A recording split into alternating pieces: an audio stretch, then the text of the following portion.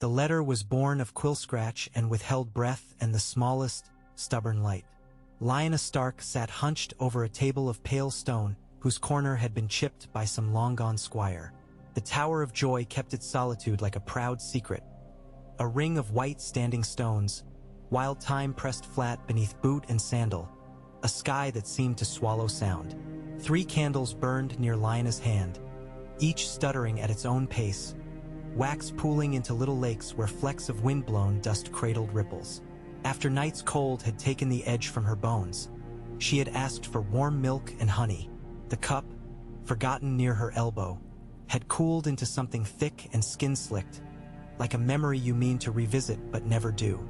Her hand had cramped twice and refused to remember how to be gentle, but still she wrote. Names first, because names were doors.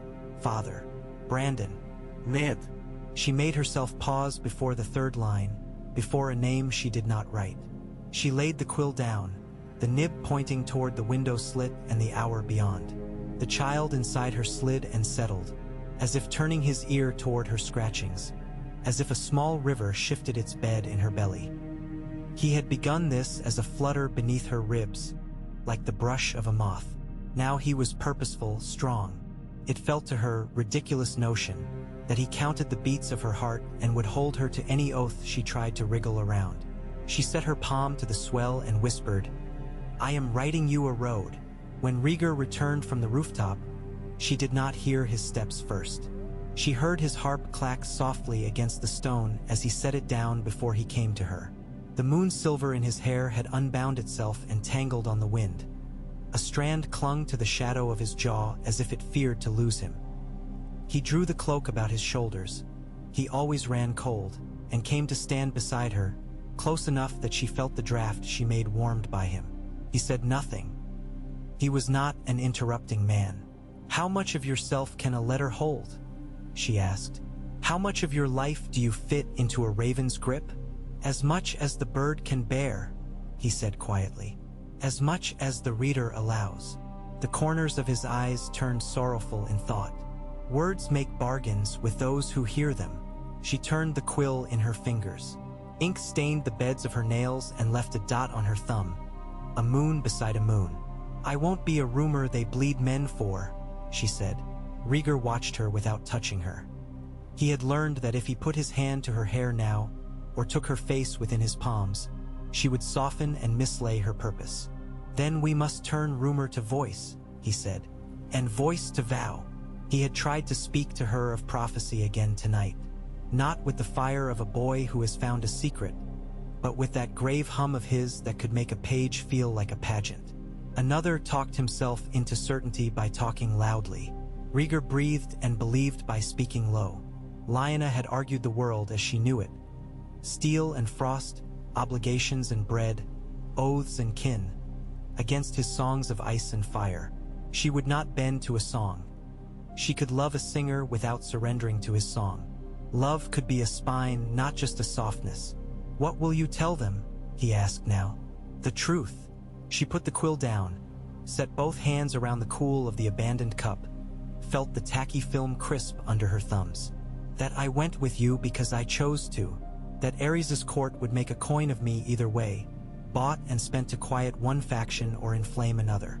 That I would not be the kindling for Brandon's temper or father's old dreams. That I would not be palmed between Hoster Tully and the Stormlands and called content for it. That I will carry this child, and if I live past the hour that gives him breath, I will see him by the heart tree, and see him named. That I'd have him know the wolf in him and the dragon too, not because I fancy it noble, but because it's true. He lowered himself to one knee beside her chair. The floor was cold.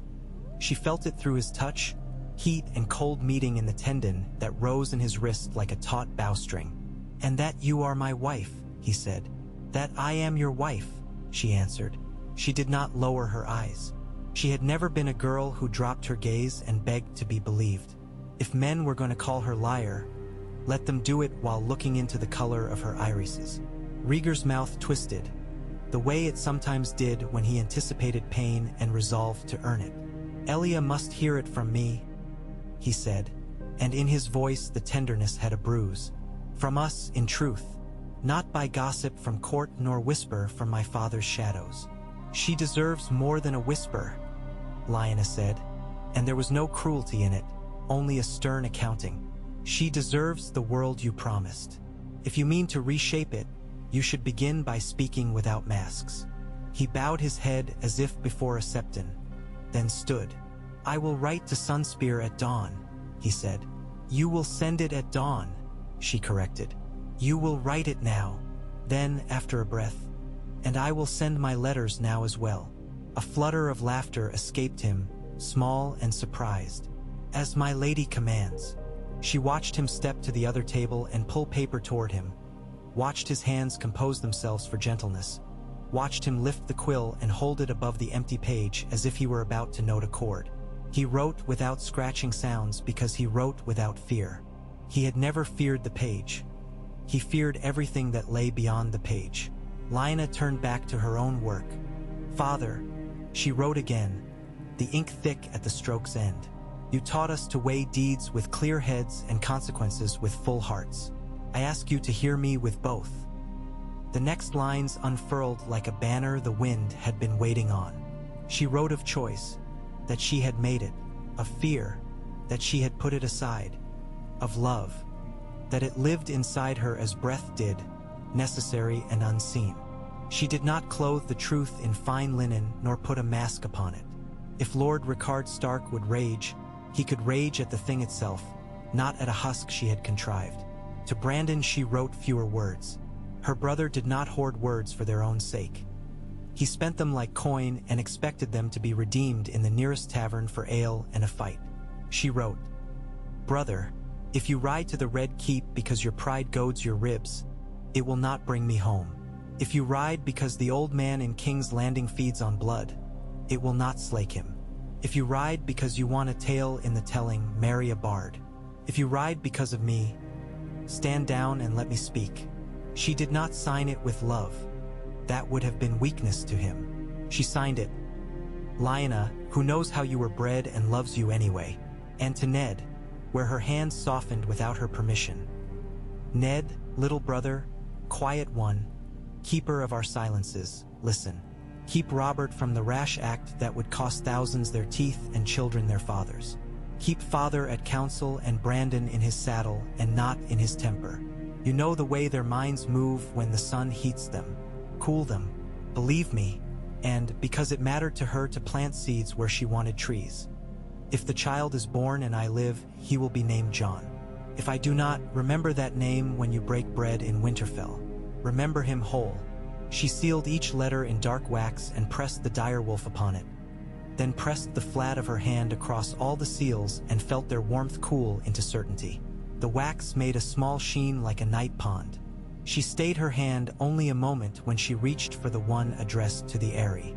She had not written Robert's name in the salutation. She had written John Arryn's. She imagined Robert's face when Lord Arryn read it aloud, the flare of cheekbone and eye, the way he used laughter to bury hurt. If there was a Warhammer in this world that Robert had not yet drawn, she would not be the man's excuse to wield it. Arthur, she called, without raising her voice. In her time in the tower, she had learned the measure at which the Kingsguard would appear, at her first quiet call.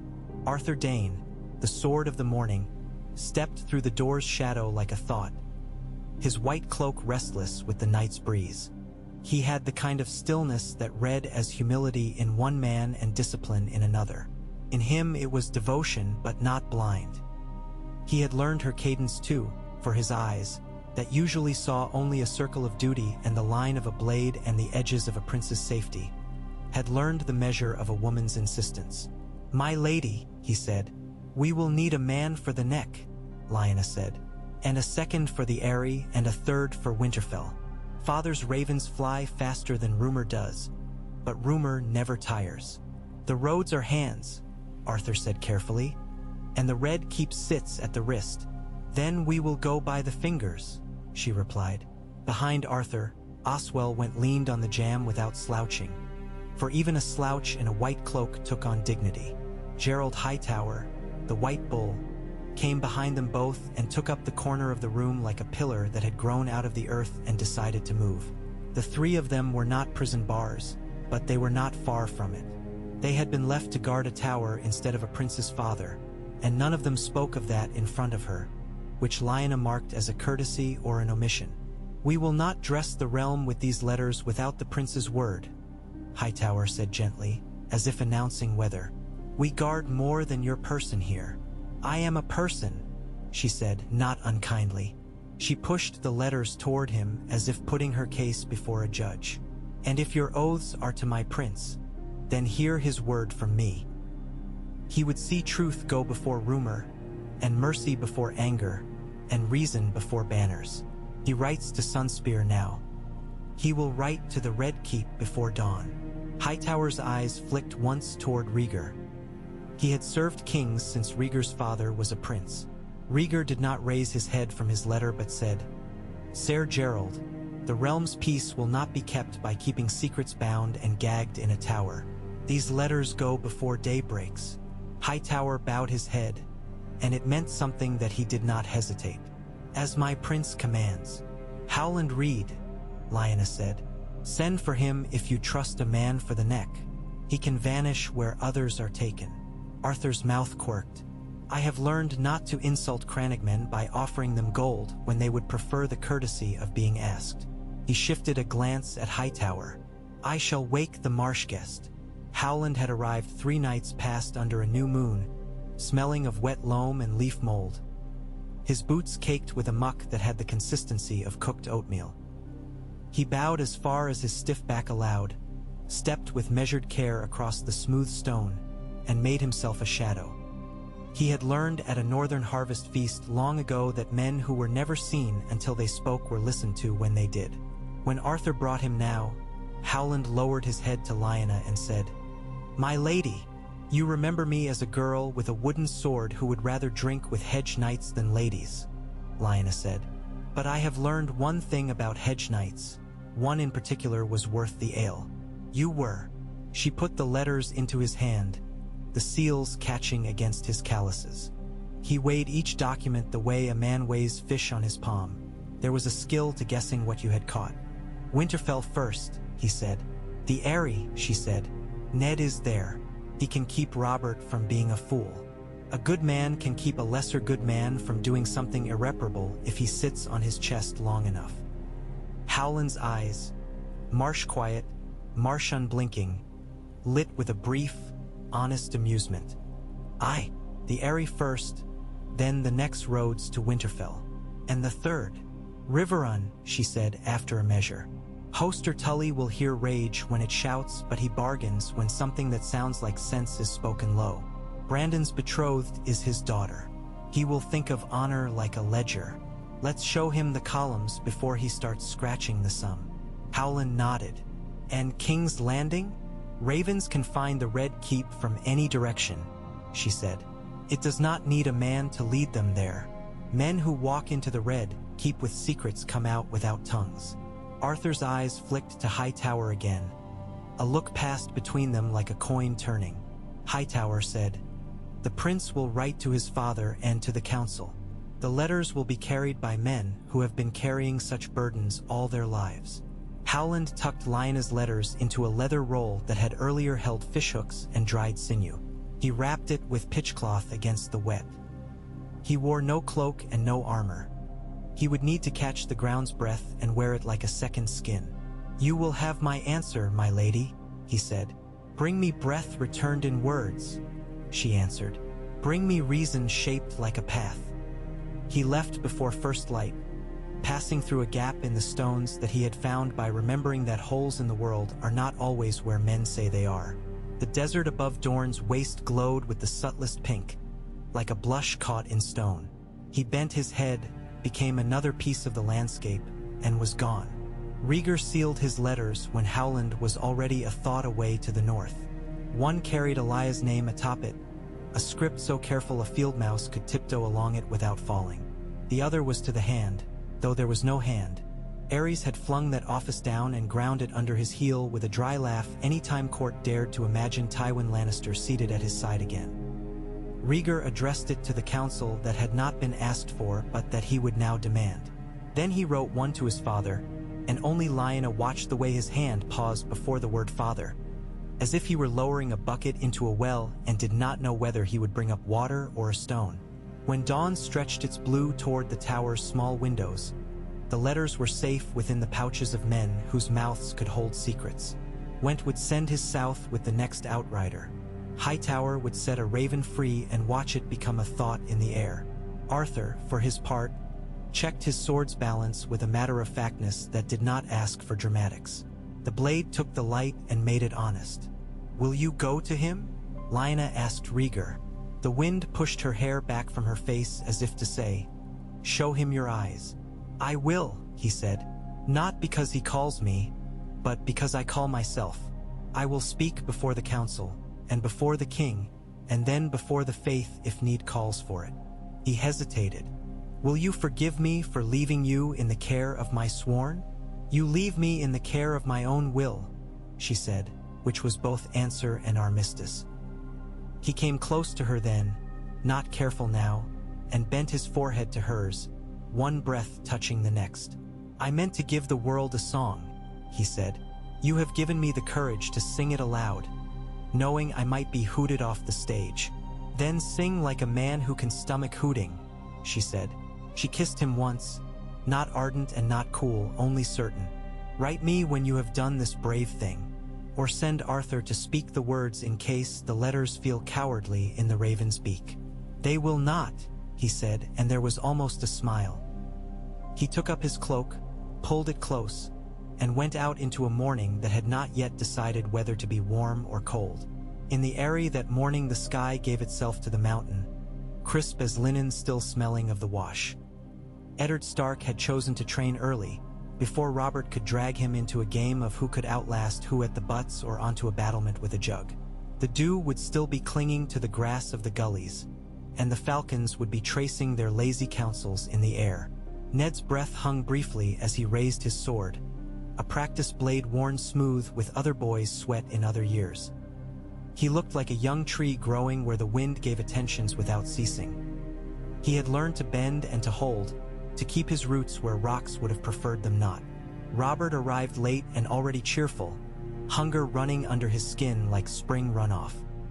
He wore a tunic split from armpit to armpit where he had forced it on despite the seam's protest. He had stolen a cook's heel of bread that he fed to the castle's favorite dog in bits exactly cut with his thumbnail to seem generous and not greedy. "Ned," he called, and his voice rang off the inner wall like a promise bounced back by a valley. "Today I'll take your head thrice before dinner. Make your mother proud and find it for me each time." Ned turned, raised his blade in a half-salute, and found himself smiling despite himself. "You'll have to catch my neck," he said. "This one doesn't bend for laughing." Robert roared the good noise that was not anger and barreled into the yard, raising his practiced sword as if it were indeed the iron that he loved when it grew heavy enough to crush and simple enough to require no subtlety. They sparred for 10 good exchanges, breaths coming sharp and easy as knife cuts, each learning again the other's favorite feint, each remembering where the other would not compromise. Robert pressed. Ned yielded and shifted. Robert hammered. Ned found a slender place and slid through. It made a men of summer music in the small courtyard, the kind that pulls boys from chores to watch and men from ledgers to pretend to watch. John Arryn came to the parapet above as they broke and mopped their faces. He had already been up before dawn and knew the castle's orning better than any roosting raven. He watched his wards with an instruction in his mouth, then paused before calling down, his eye caught by a black dot resolving itself along the throat of the sky. The raven came in like a stray thought, missed the rookery once and circled, and then dropped onto stone with a satisfaction of claws. John Arryn turned to the master of birds and received the roll. Lords learn a way of holding letters that makes their fingers feel as careful as a player's on a lute. He took in the seals, a direwolf, dark and sure. He held it a moment, letting the wax's residual warmth teach him what it would. Then he descended. "Come," he called down, quiet but in the tone that made men come. They did. Mid-laugh, with sweat still new and on the edge of hunger, Robert and Ned clattered toward him on the switchback stair, offering the old man their courtesy with an ease that had become habit. Aaron did not preface. He held the letter where Ned could see it before handing it over. "Winterfell writes," he said, and because he had watched men's faces all his life, he kept his eyes on Robert even as he offered the seal to Ned. Ned's thumbs pressed into the wax. The scent of tallow and smoke rose and then was swallowed by the paper's dry. He unfolded the page and, because fathers teach sons their hand by force of repetition, saw his father's script in the lines that were not his father's. He felt the tilt of it first, the way Lyanna had always leaned against whatever was solid enough to push away. The words took shape. When he had read it twice through without moving his eyes, he raised his head slowly, as if his neck now bore a different weight. He did not notice how his fist tightened at his side. He only noticed the way Robert shifted from foot to foot, impatience and affection making him a boy and not a lord. "Read it," Robert said, because patience did not come to him as easily as strength did. "Or at least tell me whether I am a fool for fearing." Ned read without comment because the letter asked him to. He read aloud, his voice steady in places and thick in others, and had not yet reached the line that said "I chose" when Robert made a sound that Ned had never heard from him, the kind of sound a man makes when a lung has been cut and air becomes a luxury. Robert reached for the page like a drowning man reaches for any branch that will bear him. "Give me that." Ned did not give it, not yet. He put his hand up, gentle, firm, as if quieting a spooked horse. "Listen," he urged. He read the part where she said, "I will carry this child." He read, "I will not be a rumor." He read, "If you ride, do not pretend it is for me." He read the name she hoped for, the odd, simple, generous name that felt like a string pulled taut from Winterfell to the Vale. Robert's face as the name sounded, John, was a story told in breath. He laughed once, harshly, as if daring the world to make a pun of him. "He's got a sense of humor, your sister," he said, striving for a jest and falling short of the landing by 3 rungs. "John, after our Lord." "Ah!" He reached for the page again, and this time Ned let him have it. Robert's eyes traveled the lines, and because he loved to make his emotions obvious when that made them easier to control, he let his lower lip curl at the word "chose," let his teeth show at Rhaegar's name when it came later, let his brow do its thunder. But in the moments when he forgot to make a theater of himself, Ned saw something else. Something like a man at sea, counting waves until he can decide whether to drown or to float. John Arryn took the letter from Robert when it fell to his side. He did not read it aloud again. He had heard enough men say the same things different ways. "Bravery," he said almost to himself, "and a certain foolishness that belongs to bravery." He turned to Ned. "You know your father. You know Brandon's temper better than any living. This asks you to be their bit and bridle." Ned nodded once. "I will write to father within this hour," he said. He looked at Robert, who was scrubbing a forearm across his face as if the early exertion had left dust there that he wanted to remove. "And I will sit on your chest if I must." He tried to lighten it. "A man can't lift a warhammer if he can't draw breath." Robert blinked, and the heat in him banked without going out. "So she went with Rhaegar," he said tonelessly, as if reciting a fact he had learned at a lecture he resented. "She made a child with him." The words had an ache to them where Hardbone had no right to. "She says she is his wife," Ned said, letting the surprise of that sit on the stones for a moment before anyone tried to pick it up. "She says he will say so before the realm." "Ha!" Robert barked, but there was no joke in it now. "And Elia? And her children?" Aaron's eyes softened in a way that men mistake for weakness until they need a soft place to land. "We do not yet know the shape of the truth," he said. "We have the letters. We have the man. We do not have the king." "The king," Robert said, and made the word taste like iron filings. "Ares'll take this truth and make a supper of it." "He will," Aaron said, "unless we teach him that its bones will choke him, which we cannot do with steel alone. Not yet. Not if we have another path." He set the letter down on the parapet and held his palm flat over it, as if blessing bread before breaking it. "I will write to Lord Rickard and urge him to come slowly and with counsel, not quickly and with rage." And I will write to King's Landing requesting a council be called. Not at the king's convenience, at the realm's. Robert turned his back abruptly and stared at the distant sky where ravens were now only dots and mountain peaks wore their hats of cloud. He opened his mouth on a curse, closed it on a plea, and said instead very quietly, "If this ends with her dead, I will kill every last one of them who pointed her to it." Ned put a hand on his friend's s. "Hold her. It will not end there," he said, and because he had no gift for prophecy, he had to make it a promise instead. In Winterfell, the ravens beat their wings against the snowlight and dropped into the rookery with that professional indifference that birds have toward human grief. Lord Rickard Stark had been brought word while he was in the Godswood, his breath visible, his hands bare despite the cold. He had always preferred to feel the world with his skin when important decisions needed making. It kept him from mistaking ideas for air. He stood beneath the red leaves and looked up at a sky so crisp you could have cut it with a knife, and then he went to hear his daughter. The maester brought the letter on a small wooden tray as if it were a costly dish from a foreign kitchen. The wax showed the direwolf honest and plain. He broke it, read, and read again without sitting. He did not allow his brow to crease. A lord's face is his rule, and he must rule it as well as his lands. He did, however, let his left hand open and close twice, as if the cold had taken it and he had only just noticed. When he finished, he handed it to the maester and asked him to read it aloud a second time, as if hearing the words in a different mouth might teach them new manners. Brandon came in before the second reading was done, all wind and noise and heat. He took the letter without asking and scanned it too quickly, skin going nearly as red as the tree beyond the window. He flung it back onto the table, where it slid and came to rest against a plate of apples. "Lies," he said, though the word did not sound well fitted to him. "Or worse, she believes what some bastard prince told her." Ben-Jen, on the far side of the room and pretending to be invisible for once, frowned at his boots and felt the words stuck inside him like icicles, sharp and melting in the same moment. The maester's eyes, a pale, thoughtful color, moved from lord to sons and back.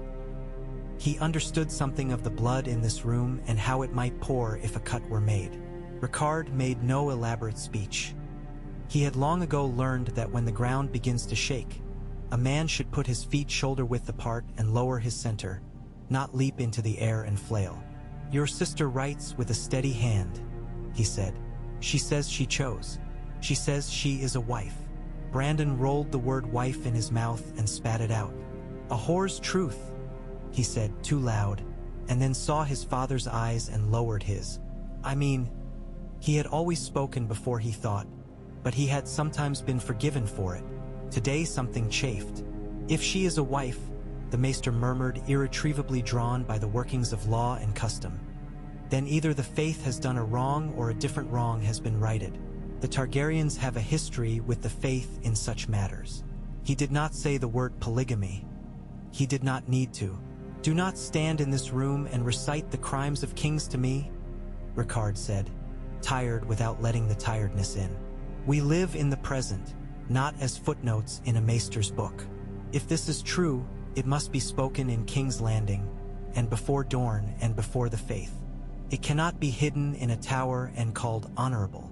He turned to Brandon. "You will not ride to the Red Keep with 3 men and a mouthful of curses."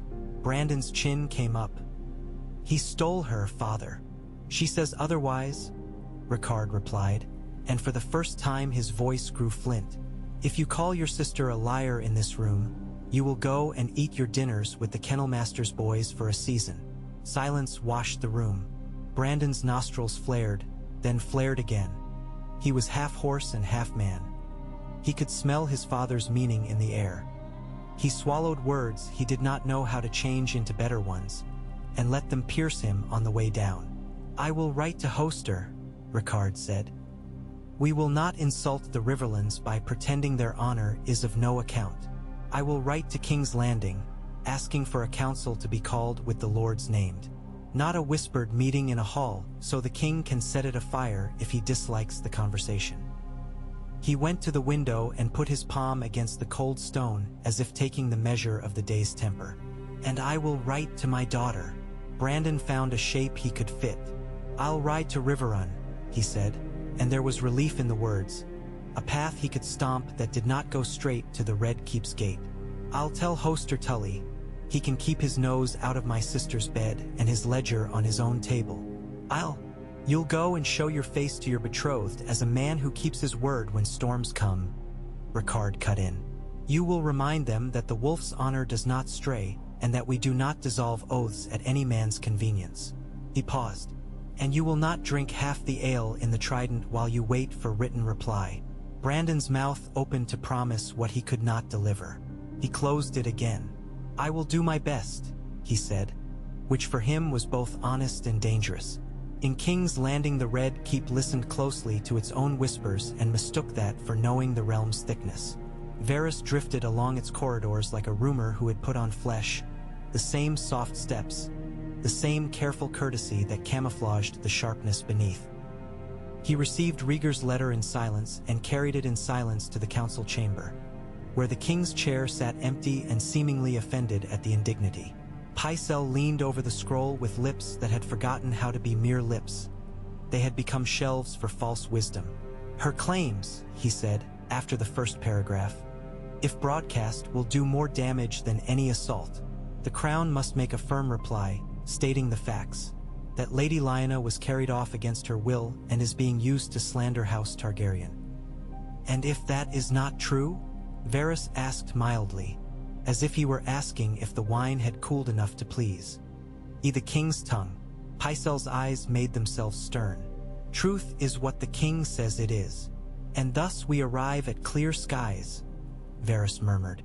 "Shall we pretend there are no clouds? Or should we say, the clouds are the king's to paint?"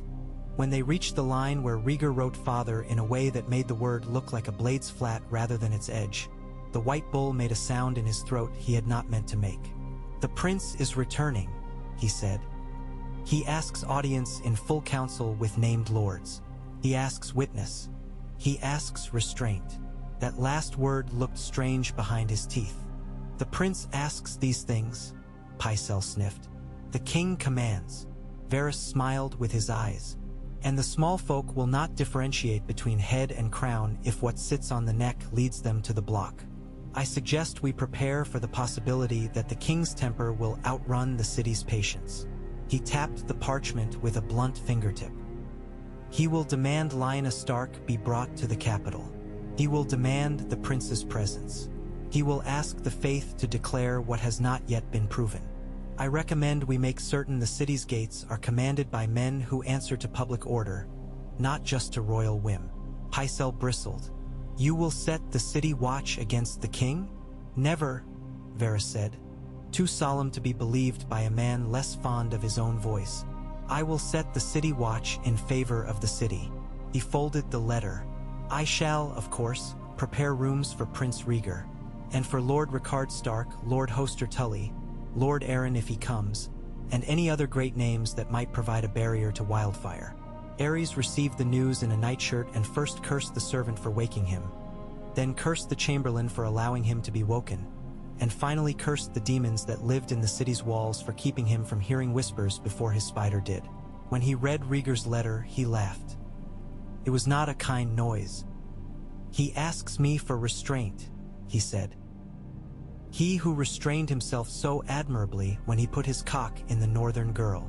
He called for fire to be lit and then told them not to and then told them to, and the chamber grew too hot and then too cold in turn. 'Bring me the high septon,' he said at last. 'If the faith can be made to cry sin, let them cry it. And send to the white swords guarding the tower.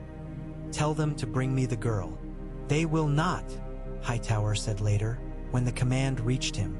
He held the parchment in his big hand without flinching. 'We are the princes to guard, and his wife's and their child's. The king's command cannot break the oath that makes the king's guard more than mere men in white.' Oswell went look toward the stair that reached into the tower and then toward the road that ran away from it. A soldier must learn the country of the word unless. In Sunspear, Elia Martell read Rhaegar's letter twice with her hands folded in her lap, so he could not see them tremble if he were somehow in the room to see. She set the scroll on the cushion where her daughter had sat that afternoon, making her dolls bow to each other. Elia had never mistaken gentleness for weakness in herself. She knew what it cost her to be mild when heat would come more naturally. She had learned to accept the cost. The words of the letter did not surprise her. The order of them did. Rieger apologized with that care he gave his chords. He did not tremble, he did not repeat himself. He did not flail to excuse. He wrote of a wider world and of duty shaped like a prophecy that had the gall to ask a woman and her children to stand aside for it. Oberyn walked a circle around the room, barefoot, sipping wine as if it were challenge as much as pleasure. "Say the word and I will pluck his harpstrings until he sings no more," he said, with that casual violence of his, half jest and half vow. Elia smiled the way a woman smiles when her brother promises to be her hand. "You will not, and I will not have him dead. I will have him answer." She sent a message to Doran that night, slower than her blood wanted, careful as salt. She asked for counsel, which he gave in his slow ink and slower thought. She did not ask for permission because he would not assume to give it. Before dawn, she ordered for Sunspear's ravens to be set winging toward King's Landing with words she wrote herself. "I am your daughter as well as your subject," she wrote to Ares, reminding him that houses were not only made by kings but in beds and at tables and by women's bodies. "If there is to be a council, I would see it as more than preface to a fire." At Casterly Rock, Tywin Lannister sat in his chair, as if chairs were invented to hold him and only him at the proper angle. Kevin read him the summaries of letters that had been shared, and Tywin's mouth did not so much as twitch. He had become the master of the not expression, a face like a closed door. When the reading was done, he asked for dates and riders' routes. He marked the movement of thought across Westeros like a commander tracks supply lines. He did not write to Ares. He had written to Ares too many times. He wrote to the Reach out of habit and to the Vale out of strategy, and to no one in the Riverlands because Hoster Tully's hand would be too quick with a pen and too slow with sense until he had secured his daughter's fortunes. He wrote to Cersei as well, brief and cold, telling her this: "The world is a table. Watch which men reach for second helpings." He wrote no line that said, "And do not raise your voice when they do." He had learned long ago that telling Cersei to lower her voice was like telling a forge to stop making sparks. Howland Reed moved through the north as if he had always been a shadow within it. He slept in moss when moss would take him and under willow roots when roots would allow, and he spoke to the frog swamps as if he had mothers there. He reached the neck in 2 days because He did not announce himself to men who would detain him. He reached the Eyrie in 5 more because the mountains are not hostile, they are indifferent, and only men become cruel when they are asked to hold another's weight. He gave Jon Arryn Lyanna's letter with a nod and his silence, and he slept in the stable's hay for 3 hours, and then he was up and away, down country toward Winterfell. At Riverrun, Hoster Tully met Brandon Stark at the gate with the measured warmth a man gives to a man who will soon be his kin and who has arrived in a storm of dust and opinions. Catelyn stood behind her father and studied Brandon's face, and knew 3 things. That he could be kind when the day was fine, that his temper was a thing he took pride in, and that he had trained himself never to think about consequences until they were in front of him. She knew a 4th thing too, that she did not yet know whether she could love him. It had not been required of her to answer the question yet. It did not occur to her that she might be asked to. Brandon asked for wine and for a place to rant in. Hoster gave him the first and delayed the second. "Let us eat," he said. "Even wolves bite less when they are fed." Over the meal, Brandon managed to hold himself to the brink of mention and no farther. He talked of horses and of the road, and of the way the Trident runs low this time of year, and then he burst at last. "He's taken my sister and calls her wife, and he's poaching on Dorne's land and on my patience both." Hoster looked over his cup at his daughter, who was making herself very quiet so her father might watch Brandon without feeling watched himself. "We will do nothing that gives the Mad King an excuse to do what he wants under the pretense of the law," he said. "We will ask for a council and ask to be heard. We will speak sense until sense becomes too heavy to push aside." Lisa colored under the throat at this talk of patience. She looked away from Brandon and toward her own hands. She had begun to nurse a story in her head of knights and rescues and sudden declarations. It occurred to her, distantly, that stories were easier to arrange when the world was far away. When Rieger entered the Red Keep 3 days later, the corridors inhaled. It had been too long since the prince's quiet music had settled on their stones. Men who had learned to fear their own voices at court paused in their muttering. Women who had learned to lower their eyes raised them and then lowered them again without thinking. Rieger walked as he always had, as if his joints had made treaties long ago with the world and intended to honor them. He carried no harp, and some of the men who loved him foolishly were disappointed. A man should bring something he can give when a city he loves is starving. But Rieger had brought the one thing the city might not tolerate: truth. He went to his father first because even a dutiful man sometimes cannot bear to delay the inevitable wound. Ares received him with smell of sweat and the sweet echo behind stench of wildfire that had crept like a ghost into the corners of late. The king was thinner than he had been. Madness eats meat as well as mind. In his eyes the bright was brighter and turned upon its wielder. "Son," he said without affection, and the word made a splinter in the air. "What song do you sing me now?" "One that asks you to unstop your ears," Rieger answered. "I have written letters to the lords. I have asked them to come and be witness to what needs discussing. I ask that you agree to a council convened under the eyes of the faith, with proper forms observed, so that there can be no lie placed on our shoulders afterward." Ares smiled with all his teeth and none of his mirth. "You ask? You?" He tilted his head like a crow. "And what would this council discuss? If the king allowed his realm to be trussed up like a goose for the knives of hungry lords?" "You know," Rieger said. He did not flinch when he said it. "The girl," Ares said with relish, "and the child if she hasn't bled him out yet, and my marriage house in Dorne, which has been informed by Raven that I have been cuckolded before the 7 by my own son." He stood, his hands bony and white on the chair's arms. "Bring me the girl." "I will not," Rieger said. He had practiced saying it as if it cost him nothing. He failed in the practice. "I will bring you the realm to speak in front of you. I will bring you the faith to judge what cannot be decided by hunger or by fear. But I will not bring you a woman into your jaws." Ares rocked forward onto his toes as if the floor had tilted him on purpose. "Then perhaps, dear son, I should have you caged until you sing a different tune. Tell me, how much of your courage is your own, and how much is borrowed from the men who stand around you in white and tell you you're right?"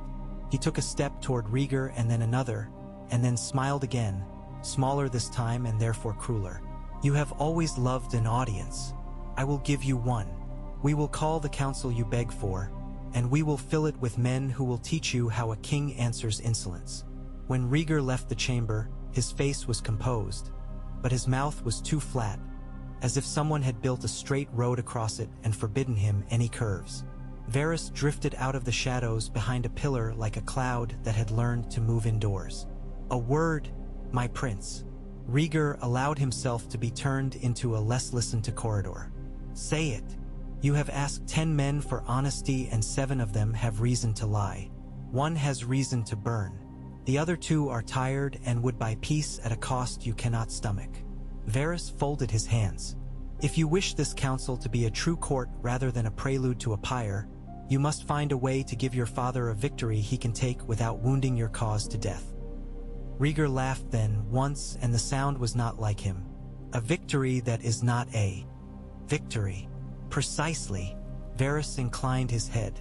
"Might you promise to bring Lyanna Stark to the city under the faith's protection, and with half the realm present for the first hearing?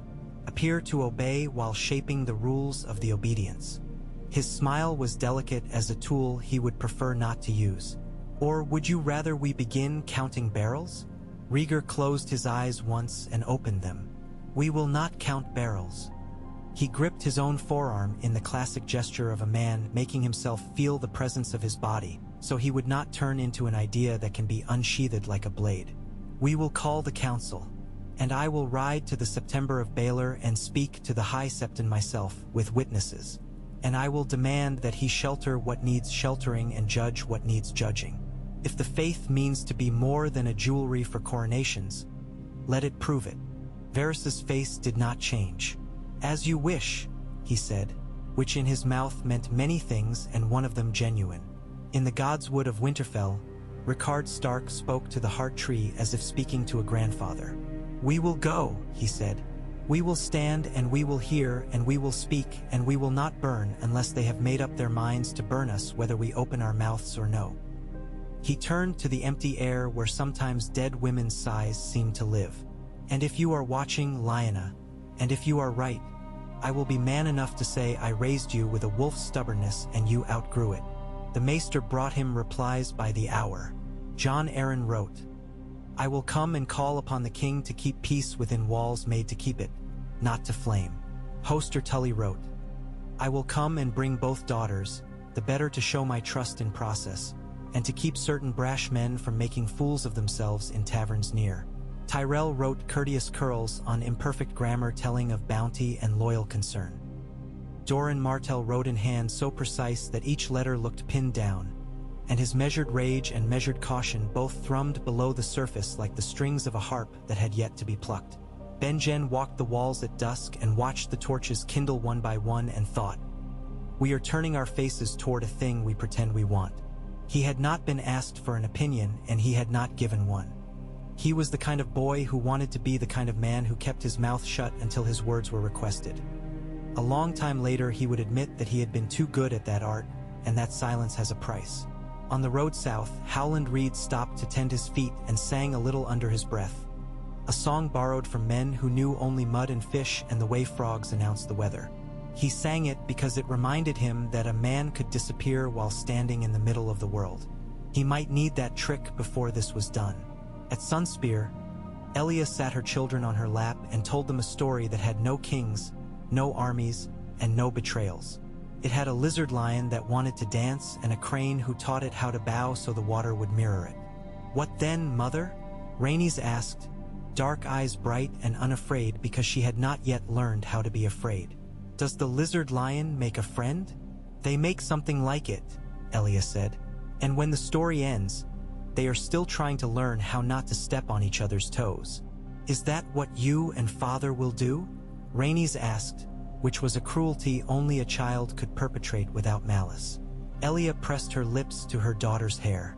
"Your father will learn many dances," she said, "and he will not dance alone." Oberyn sharpened a knife only because knives wanted sharpening. He was that kind of man. "If the council names Elia wronged and Lyanna whore, I will poison its benches," he told Doran with that smile that always looked like an invitation to a game that would get somebody killed. "And if it does not?" Doran asked. "Then I will sharpen different tools." The High Septon rehearsed indignation in a private chapel until it found the quality he craved for public consumption. He knelt and asked pardon for a sin he had not yet committed. He was going to accept a bribe to accept no bribes. He rose and told his attendants to polish his rings twice over and to make sure the poor stood where they could be seen when the prince came. Appearances are not lies, he thought piously. They are encouragements to truth. 2 days before the council was named for certain, a small procession came into King's Landing from the north under a neutrality too careful to be entirely true. Rickard Stark rode at its head with that sober dignity that made men lower their voices without knowing why. With him came men of the Vale riding half a day behind, and men of the Riverlands veering to approach from the eastern road, as if the 3 great rivers of the realm had conspired to meet in the city. Somewhere far away, Tywin Lannister turned a cup in his hand 3 times and did not drink. Robert Baratheon had not yet drawn his warhammer. He had not even strapped it on. He had taken it out the night of the letter and set it on the floor next to his bed, and he had put his hand to its head before he slept, like a man who puts a hand to a dog's skull to quiet it, to remind it that it belonged at his feet for now.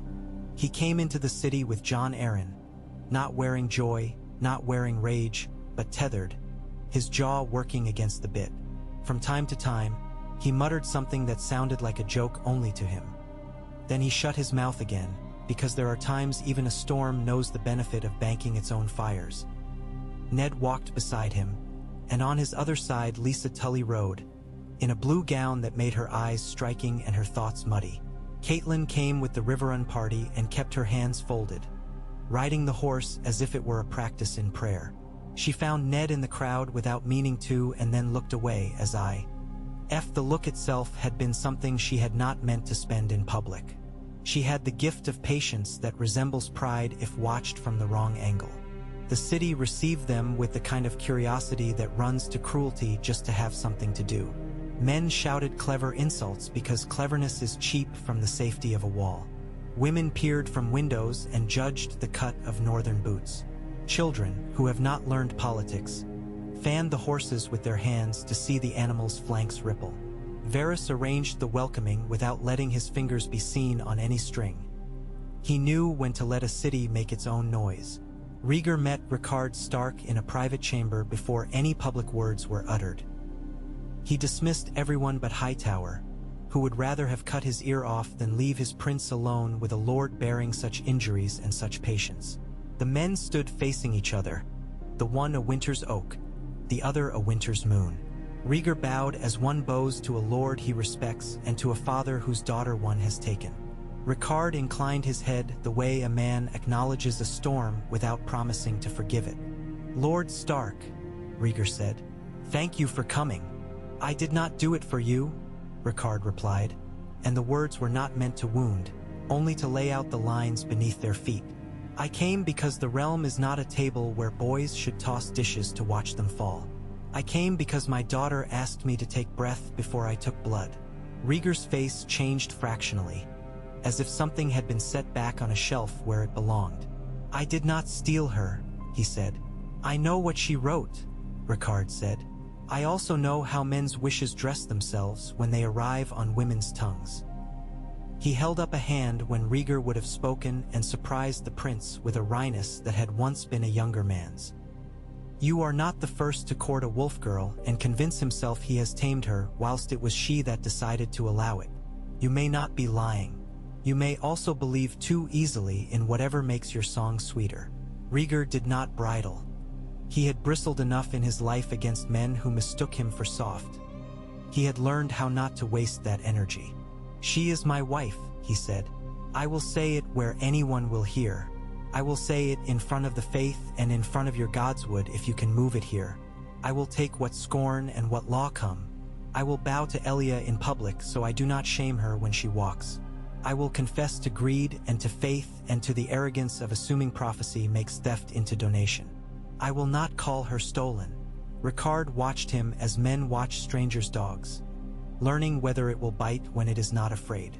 "If you wish me to believe you noble," he said, "you must persuade my daughter to step into this fire without being pushed. You must also keep her from being burned when my king sets that fire. Can you do both things? I have noticed that men who can do one rarely succeed at the other." Rhaegar closed his eyes briefly. "I will try. First this, allow me to bring her north, under protection, to Moat Cailin or White Harbor, not to Winterfell where men will say you aim to fortify a rebellion that does not yet exist. Let her speak with you before the council, not afterward when the words have hardened into chains." Rickard was silent for a long moment in which the world outside the chamber moved through its bustle and a gull cried somewhere beyond the gutters. Hightower shifted once in his boots and then went still. "If you send her north," Rickard said, "and if you keep your father's teeth off her throat while you do it, I will meet her there and hear her nonsense and her sense both, and then we will come south together and speak in your council." Rhaegar let out a breath that sounded like a man setting down a loaded tray. "I will arrange it," he said, "at once." "Do it without making a spectacle?" Rickard said, and for a second the corners of his mouth twitched with an irony almost affectionate. "You are very good at those. Learn a different art." Outside the private chamber, the city gathered itself for the first day's hearing as if for a festival it did not trust. The steps of the September of Baelor gleamed with morning scrubbed into them, and small sellers had already positioned their carts to provide the smells that comfort the crowd into feeling it belongs. Melons were cut into generous crescents. Pies breathed their warm breath. A woman with a braid like a rope slung over her shoulder called out her honeycakes in a voice that made even the weary smile without meaning to. Inside the September, the High Septon arranged his robes into the picture of humility and reminded himself of sums that had already been counted. the benches filled with lords and their men, and with those among the city's nobility who liked to watch politics as sport. Rhaegar and his white shadows arrived without trumpets, and that was itself a trumpet. Ares made them wait until the fourth bell and then entered in a black that glimmered like oil. 9 rings piled on his fingers and an expression that suggested joy in nothing but the expectation of witnessing others' misery. Robert took his place next to Jon Arryn and sat with his legs braced far apart like a man expecting a wave. Ned stood near a pillar and let himself be mistaken for an attendant if it kept him where his eyes could see. Catelyn knelt, crossed herself to the 7 for the sake of courtesy, and then laced her fingers together as if the lacing itself could keep the city from coming apart. Oberyn lounged and made eye contact with every woman he could catch, because he enjoyed discomfort as an instrument. Doran was not there. He sent words on paper and a gaze from far away. Tywin did not attend. He sent a man to count how many times the word sin was said and to whom it was applied.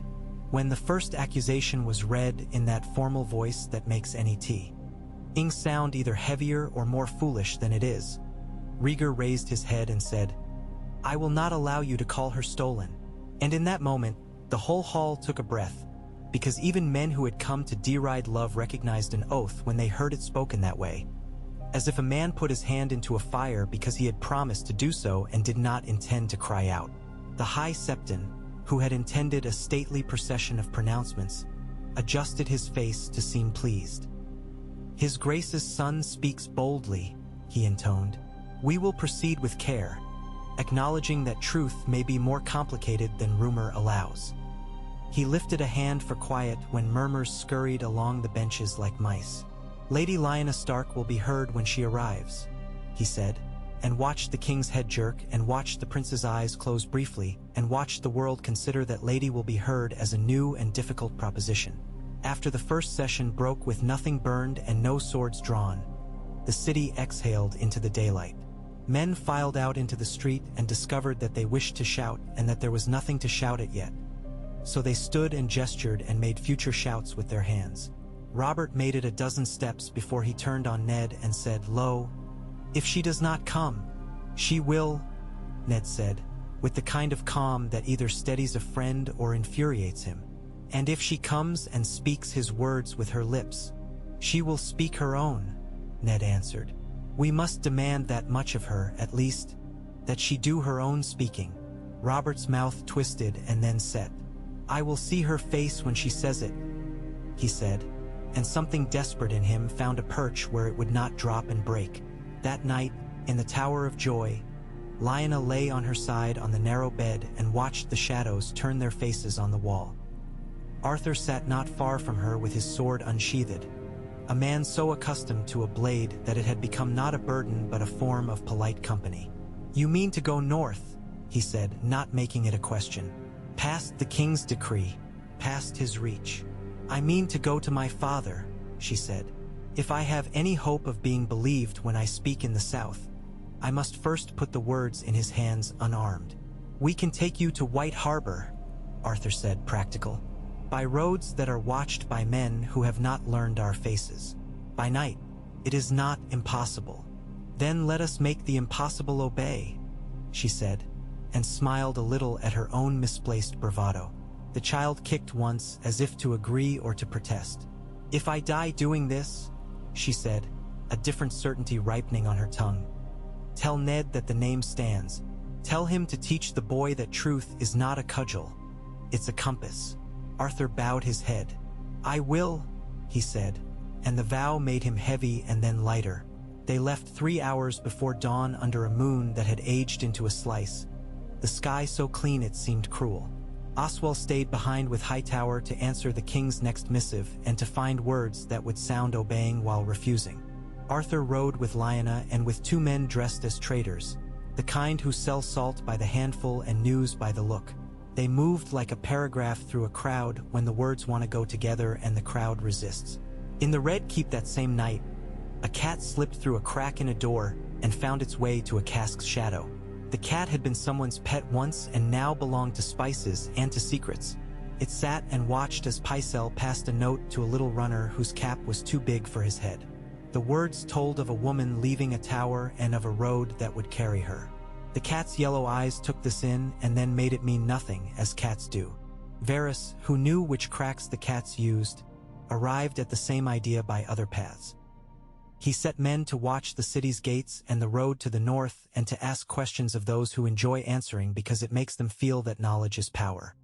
He did not mean to stop Lyanna. He meant to count the minutes, to take the measure of a king's anger when it is denied its chosen meal. When the second day's council rose and fell again without a conflagration, the mood in the city changed from strain to something that wanted to be relief and could not yet find the form. Men who had bet on blood lost twice in a row and howled for refunds. Women who had packed their children to flee, just in case, unpacked and repacked at the day's edge to feel prepared. Ares began to pace his private rooms in patterns the servants came to recognize, as if he were casting a spell that required certain exact steps or the world would punish him for spelling errors. Rhaegar visited the September alone near midnight and stood before the statues of the Seven, as if speaking to an audience of old women. "If you ever mean to intercede," he murmured to stone and to the night, "do it before I am forced to. Men think courage means a sword. It sometimes means waiting for words to matter. Help me hold that line." He found himself wishing for his harp. He had not known where to put his hands since he set it down. Ned wrote to Winterfell in short lines that told his father the edges. He wrote to Lyanna and told her that no one had bled yet, that Robert was a storm not yet loosed, that the High Septon had learned a new tone and liked the sound of it too well. He ended with a line that had not been his habit, because never before had he needed to tell a sister who knew it. "You are brave. Come as fast as your body allows without exacting a price you cannot pay." In Riverrun, Brandon took out his temper on practice posts until the men stopped watching him and went to their dinners and returned to find him still doing it, his breath making little white ghosts in the cooling air. Catelyn went once to speak to him and took in the sight and went away again, and later sat with her father and said, "He is not a man yet." Osteren. Adied without moving his eyes from the fire and thought, "Few men are." On the road, Arthur did not push the horses. He had learned long ago that speed could be bought at the expense of arriving at all. Lyanna sat her saddle with that northern ease of someone whose bones had learned how to move with animal and not against it. They passed a market at dawn and Arthur watched with a trained eye for a face that did not belong. He saw nothing suspicious save for a boy with a cap too large for him buying a handful of figs and repeating a phrase under his breath. The phrase was a list of gates. Arthur filed it. He had never minded being careful longer than another man thought necessary.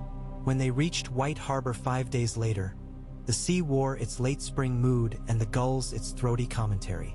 Lord Wyman Manderley received them with his slow avalanche of welcomes and with a secrecy that seemed surprising in that large body. He made celebrities of men he liked and shadows of men who needed shelter.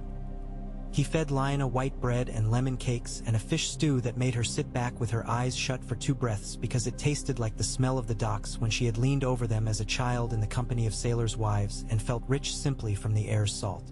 "Lord Stark will meet you here," Wyman said, after the second bowl and after Arthur's men had made security a shape the room could carry.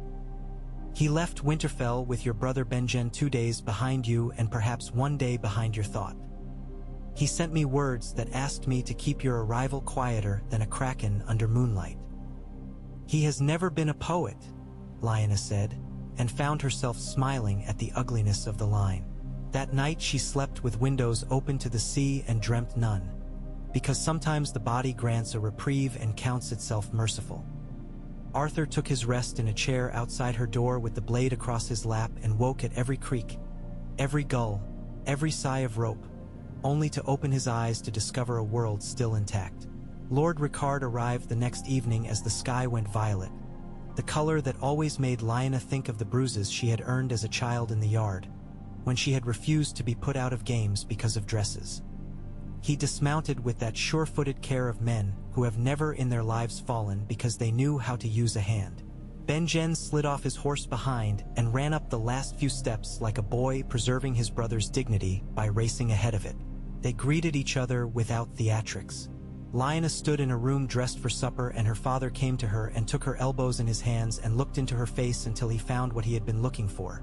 That the woman before him was the same child he had taught to track rabbits by the shadows they cast. The same girl who had thrown snowballs and apologies with equal ease. The same person who would not be moved from a thing once she had planted a foot. Then he kissed her brow and let her go. "Speak," he said. She did. She told him things that the realm would hear later with pointed fingers and raised voices. He heard them with his mouth shut, with only his eyes behaving like commentary. She told him of Rhaegar's gentleness in private and arrogance in public, and of the strange comfort she had felt in being treated as someone whose choices mattered even if those choices were foolish. She told him his grandchildren. She did not say the plural, but it hung between them, would have dragon and wolf both, and how she intended to teach them to be answerable to both and to neither when the choice was between kindness and glory. She did not ask for permission because she knew too well how quickly permission turns into ownership. She asked him to believe that she had known what she was doing and that she would keep knowing. When she finished, Ricard turned and found a window and stood at it a long while. "My father taught me that honor is not a single thing," he said at last. "It is a bundle you must carry. You put one stick down and the rest spread out and trip you." He looked back at her, tired and something else. "If I bring you before the faith, they will call you liar or harlot or both, because that is easier than calling kings and princes wrong. If I keep you here safely, and it could be done, then I let the realm pretend you are a rumor. I will not allow that. I did not raise you for rumor." Lyanna exhaled through her nose and nodded. "Then we go," she said. "We go," Ricard answered. He turned to Arthur and, for the first time since their meeting, nodded to him as one man nods to another whose burdens are heavy and well carried. "Ser Dane," he said, "I will place my daughter in your hands once more, because you have shown me that your hands are what you say they are." Arthur bowed, sober and without flourish. "We will bring her into the September under witness and under vows," he said. "If any man tries to take her by force, he will bleed before he takes his next breath." Benjen stood a half pace behind his father and watched his sister's profile and thought of 1,000 small things. The way she used to skip a step when she was excited. The way she had patched his knee when he had gashed it on a rock and did not even make him swear not to tell mother. The way she had pushed the pommel of a practice blade at him and said, "Don't wait for permission." He wanted to say a thing that would make the room exhale. He could not find it. He said instead, simple and fine, "I'm glad you came home before you go again." She laughed and reached for his hair and then realized he would not like that and drew her hand back and got it right the second time by pushing a shoulder against his, brief and warm. "Watch Brandon," she told him. "I always do," he said. The ride south to King's Landing the next morning moved like a necessary sentence.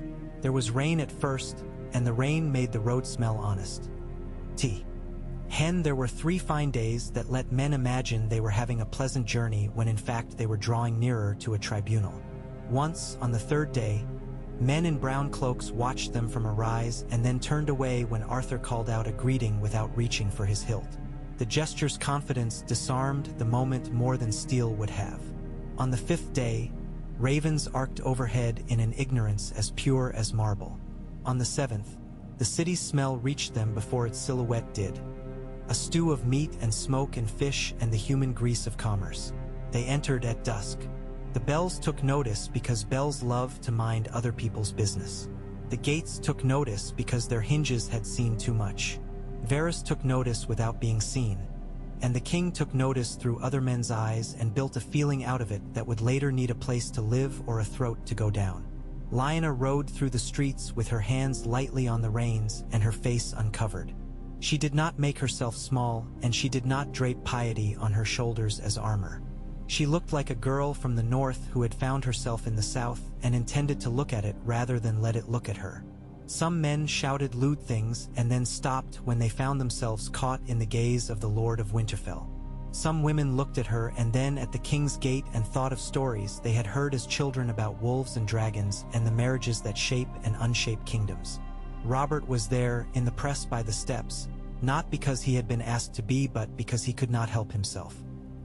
He lifted his chin and fixed his eyes on Lyanna's as if he could nail them there and pry truth from them. Ned stood at his shoulder and felt his friend vibrate like a bowstring pulled too far. He put his hand below Robert's elbow, not to restrain but to remind him. A human brace. Robert did not shrug him off. When Lyanna's eyes met Robert's, the crowd's roar actually quieted for a heartbeat, then rose again with a different pitch as men heard their own blood.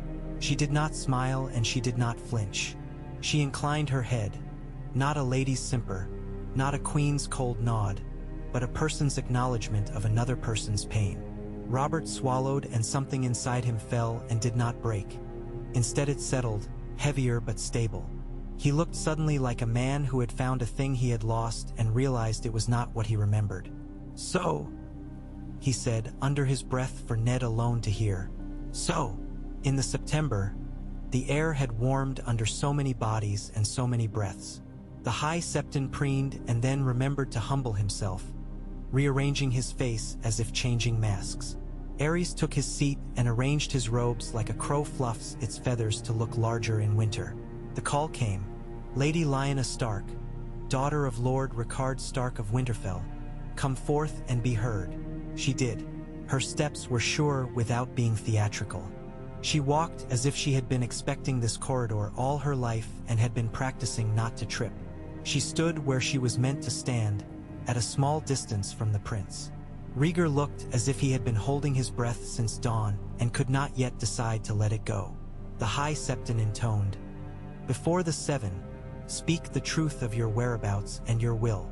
Lyanna looked at the floor for the space of one slow breath, then lifted her face and spoke, her voice shaped to carry without shouting. "I went with Prince Rhaegar because I chose to go," she said. "I chose the hiding place. I chose the road. I chose the bed. I chose the vow." Murmurs rose and then fell as if slapped by a surf. She continued, calm and deliberate. "I did not choose to be made a pawn. I did not choose to be named a whore. I did not choose to be the spark for a slaughter that would write songs for men who like to march. I will not be those things." The High Septon's expression became complicated. He had arranged 3 possible faces for this moment and had to abandon 2. "And what of Princess Elia of Dorne?" he asked, because hurting a woman is a thing men will do in public when they are ashamed in private. "What of vows already made?" Rhaegar stepped forward then, not to save Lyanna from a question she would have answered, but to take the blame he had arranged for. "I wronged Elia," he said simply. "I wronged her even if I believe the gods smiled on my second vows. I wronged her because I took without asking her to share the burden of my belief. I will spend the rest of my life paying that debt or I will die under it." Oberyn smiled without showing teeth, admiration and hatred sitting side by side and keeping each other's hands warm. Ares leaned forward, eye bright. "We are moved," he said, in the tone that makes movement feel like suspicion. "We are moved by this girl's pretty speeches and by this boy's breaths. The question before us is not whether you are in love. It is whether you have broken the realm." He spread his fingers. "We call on the faith. Tell us whether vows may be set aside if a prince makes new ones. Tell us whether the realm should stomach bigamy dressed in the conqueror's old clothes." The High Septon, who had his answer prepared, tried to remember how to make it sound arising and not arranged. He lifted his hands. "The faith regards marriage as an oath before the Seven, binding until the grave or until dissolved by cause." He listed the causes. He threaded his way carefully between outrage and precedent, between Aegon's 2 wives and the centuries since. He said at last, "We cannot simply declare one unheard wife unmade by the naming of another. We cannot. Not even for a prince. Not even for a king." Rhaegar bowed his head and had not yet raised it when Lyanna spoke again. "I did not ask to be declared only wife," she said, and the hall made a noise like a man who has swallowed badly. "I did not ask to half erase a woman to make myself whole. I asked to be believed and to be allowed to give this child a name that answers to both parts of him." Robert, who had been bracing for the battle he knows how to fight, faltered in his stance. He looked unmoored for a second and then closed his mouth until his teeth met as if he could grind the old hope to dust between them and be done. The High Septon turned abruptly pious to hide his bafflement. The there is a child." "Yes," Lyanna said, and her hand moved to rest briefly over the small swell beneath her gown. "A son, if the midwives are right. You may call him Bastard if it helps you sleep. I will call him by his name when he is born." "And what shall that be?" It was Ares who asked, with a smirk half sneer. He expected something with dragon in it, though he would have sneered at that as well. Lyanna lifted her chin. "John," she said, "for the man who raised my brother when he was small, and who taught him to be still when the world is loud." There was laughter then from unexpected quarters. Surprised, not mocking. The name sat in the air like a pebble on a great lord table. Small, hard, displacing more than it looks. John Aaron's mouth twitched and then did not. Robert's shoulders dipped the smallest amount, as if something heavy had been set down near him, not on him. The High Septon, caught between having planned a fire and finding a hearth, cleared his throat. "The council will continue on the morrow," he said, which was a coward's line and therefore a useful one. He looked to the king. "His grace has heard. The faith has begun to hear. Let the realm now consider." Ares's eyes glittered with a joy that had to find a victim. "Yes," he said, "let the realm consider." He stood and the room stood with him, that doggish habit of men who pretend to love their master because they fear his teeth. The crowd spilled into the streets and made a river of talk. Rhaegar came down the steps and moved as to go to Lyanna, and then did not. He had asked her for enough in public for one day. Robert stood where he was and did not speak. Ned came to him and put a hand on his arm, and Robert allowed himself to be steered toward a quieter street, knowing it was the sensible thing, resenting it for being so, grateful to have something sensible left. On a rooftop nearby, Varys stood with a small man who had a fondness for counting. "What do your numbers say?" Varys asked. 17 times sin. 9 of those affixed to the prince's actions specifically. 12 honor. 7 applied to House Stark and 3 to Princess Elia. 2 to the faith itself. The small man smiled, eyes bright with his own cleverness. 3 serious attempts at disturbances outside, all contained by watchmen paid in advance. "And the king?" Varys asked, gazing down at a city that wanted to decide but could not yet. "The king smiles," the small man said, and it was not a reassuring report. That night, Lyanna slept badly and dreamed of snow that would not tire of falling. Rhaegar slept not at all and sat with his harp unplayed beside him and his hands useless, and thought of the odd kindness that had been given to him unasked in a single syllable, "John." Ricard sat with Benjen and the maester and half a map and drew lines that were not roads but futures, and then put down the charcoal and rubbed his eyes and said, "We will not be the first to break." In Casterly Rock, Tywin wrote to no one and watched the torchlight move on stone and calculated what it would cost him to do nothing, and what it would cost him to do the wrong thing boldly, and how men remember which long after they forget the bill. In the morning, rumor ran faster than bread sells and faster than water is poured. Men spoke of a northern girl who had dared to say she wanted to name her son after a lord not a king, and women spoke of a different thing entirely. A woman standing in a room of men and speaking in a voice that did not tremble. The crowd became less cruel and more curious. Curiosity is less likely to chop off heads. It prefers to ask questions that draw blood with cleaner instruments. Before the bells for the 3rd session, a messenger brought Rhaegar a note sealed with a lion's head. It was very brief. It read, "It is a poor king who cannot tell when he is being asked to lose a little so as not to lose all." Rhaegar let out a thin breath through his nose and for a second imagined how it would have gone if Ares had been a different man. He did not have long to imagine. When they entered the September, the light through the colored glass had chosen to be kind that day, and the faces below it were chosen to be less so. Ares arrived last and smiled the same smile and spoke the same line. "Let us consider." He lifted his hand, and sterns of question sank beneath waves of proclamation. Prince Rhaegar would have us accept his new vows and forgive his old. He would have us believe a wolf made herself a bird and flew. We could do that. I might enjoy the story. I might even sing to it. He paused, tasting his own boldness. But here is our command instead. The girl will be housed in the Red Keep under the Queen's protection until the babe is born. The prince will be named regent in recognition of his new interests, and will govern where the king does not take the trouble to do so. The faith will bless the child in due course as father acknowledges and mother confesses. We will be merciful, we will be wise, and we will be obeyed. The hall rocked. Some men blinked as if struck. Some smiled because obedience is the mercy they favor. Some murmured, "Regent," a syllable that tasted like victory and poison both. Rhaegar turned to stone because he could not allow himself to be wind. Lyanna took a breath and let it out because she had learned in childhood that breath is the only anchor a human owns. Ricard took one step forward, so small that a man not watching him would have called it a shift of the weight. "Your Grace," he said, and it sounded like the first line in a story that knows how it ends. "My daughter will not be housed by a man whose appetite for confinement exceeds his capacity for judgment.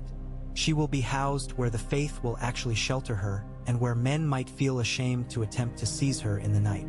My daughter will not be a hostage to your good temper. As for the regency you offer, let the prince decide whether he wishes to be crowned as a reward for his sin. He is my son-in-law if his vows mean anything.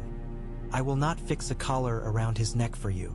Aerys's pupils widened like a cat's a heartbeat before it pounces. "We had thought, Lord Stark, that you desired peace."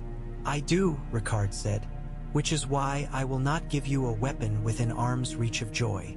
The High Septon, sensing in the air the way a stand of wheat feels wind picking up into something else, lifted both hands and cried, "The faith will provide sanctuary to Lady Lyanna Stark and to any woman who fears a king's temper more than a god's sternness.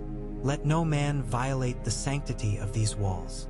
He said it loud enough for men in the street to hear, because he understood that the city will keep the peace if the faith gives it a word to cheer. The crowd took it up. "Sanctuary," they cried. "Sanctuary." When the council dissolved, the word dissolved fitting like a stain on a wall. Rhaegar made his way to Lyanna and at last stood before her. He did not touch her. He did not ask forgiveness because he had already asked too much of that word. He said, "We may have won something today we do not understand, or we have only delayed burning." Lyanna's eyes were very clear, very gray, the color of sky before a clean snow. "Then we had better use the time," she said. They turned to go together to the side door that led to the rooms the faith had prepared. Rhaegar signaled to Arthur with the smallest tilt of his chin, and the sword of the morning fell in behind the wolf, white cloak catching low light and making it into grace. Oswell went joked softly to a boy near the door, borrowing the moment for warmth. Hightower turned once and swept the aisle with his gaze. Inventory taken and measured against the list, he kept in his head that began with the word danger and ended with the words not today. Robert watched them go with a face that had learned to hold two truths at once, that he loved the girl and that the girl had not been stolen. Ned thought, fiercely and with relief and with dread. Not yet. Beside him, Catelyn looked at the man who would one day be her husband and thought, he keeps his face as a promise and not a mask. Lisa, who had begun a different story in her body, glanced toward Jon Arryn and put a hand on her own flat stomach as if to measure a future. Outside, the city breathed. Somewhere in the maze, a cat squeezed through a crack and went about its business. In the Tower of the Hand, a room waited that might one day be occupied but was today full only of dust motes and ambition. In Sunspear, the water lapped the stone like a patient thing. In the north, the heart trees listened without moving. Night fell because it does, and the lamplighters took up their poles and prodded fire into lamps where people needed to pretend that darkness can be negotiated with. Aerys stalked into his private chambers and laughed, furious that he had not found blood, furious that he had found a way to call mercy and have it sound like a threat. Rhaegar sat in a small room not meant for princes, listening to Lyanna breathe through a door left slightly ajar, thinking of a boy named John and a winter no song will change. And in the little hours where men's faces grow themselves without permission, Varys stood with his hands folded and whispered, to no one who could be named, "Now we shall see whether truth is a kindling or a coal." Dawn would come again, and with it more words and perhaps steel, but for that brief hour before any bell dared to ring, the city drowsed on the brink, balanced absurdly between a woman's refusal to be a tale and a king's refusal to be anything but. The gulls woke first, and there was a sound like laughter if you wanted it to be, or like warning if you knew better. The morning broke with the brittle light that makes King's Landing look almost innocent, edges clean and roofs neat, as if all the shouting could be tidied away with a broom. The faith's bells told the hour when the first disturbance found its feet and tried to learn to walk. A knot of gold cloaks, men who should have looked bored and reliable and instead looked too awake, formed near the shadowed arch that led from the September's kitchens to the lane. Their captain's beard had been trimmed too recently, a man who had been told he was going to be seen. Two acolytes with flowers still on their sleeves came upon them and froze like rabbits who have discovered that the turn in the hedge leads not to a meadow but to a hound's open mouth. Arthur Dane had been on his feet since the night had turned its face toward dawn and refused to be comforted. He had an ache between his shoulders he never spoke of. Only old friends could see it in the set of his head, the angle of his gaze.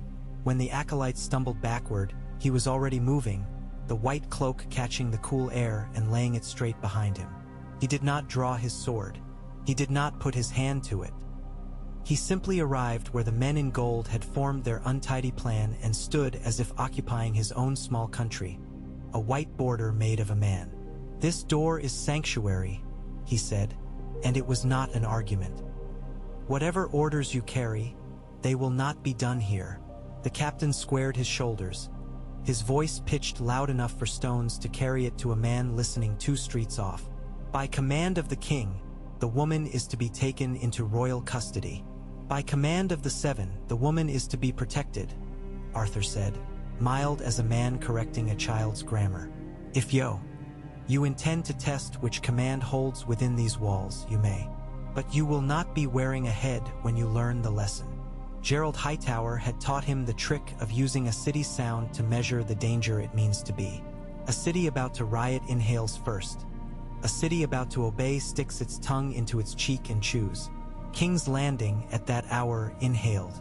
Varys, listening from his own shadow where his soft shoes made no announcement, sent 2 boys at a trot.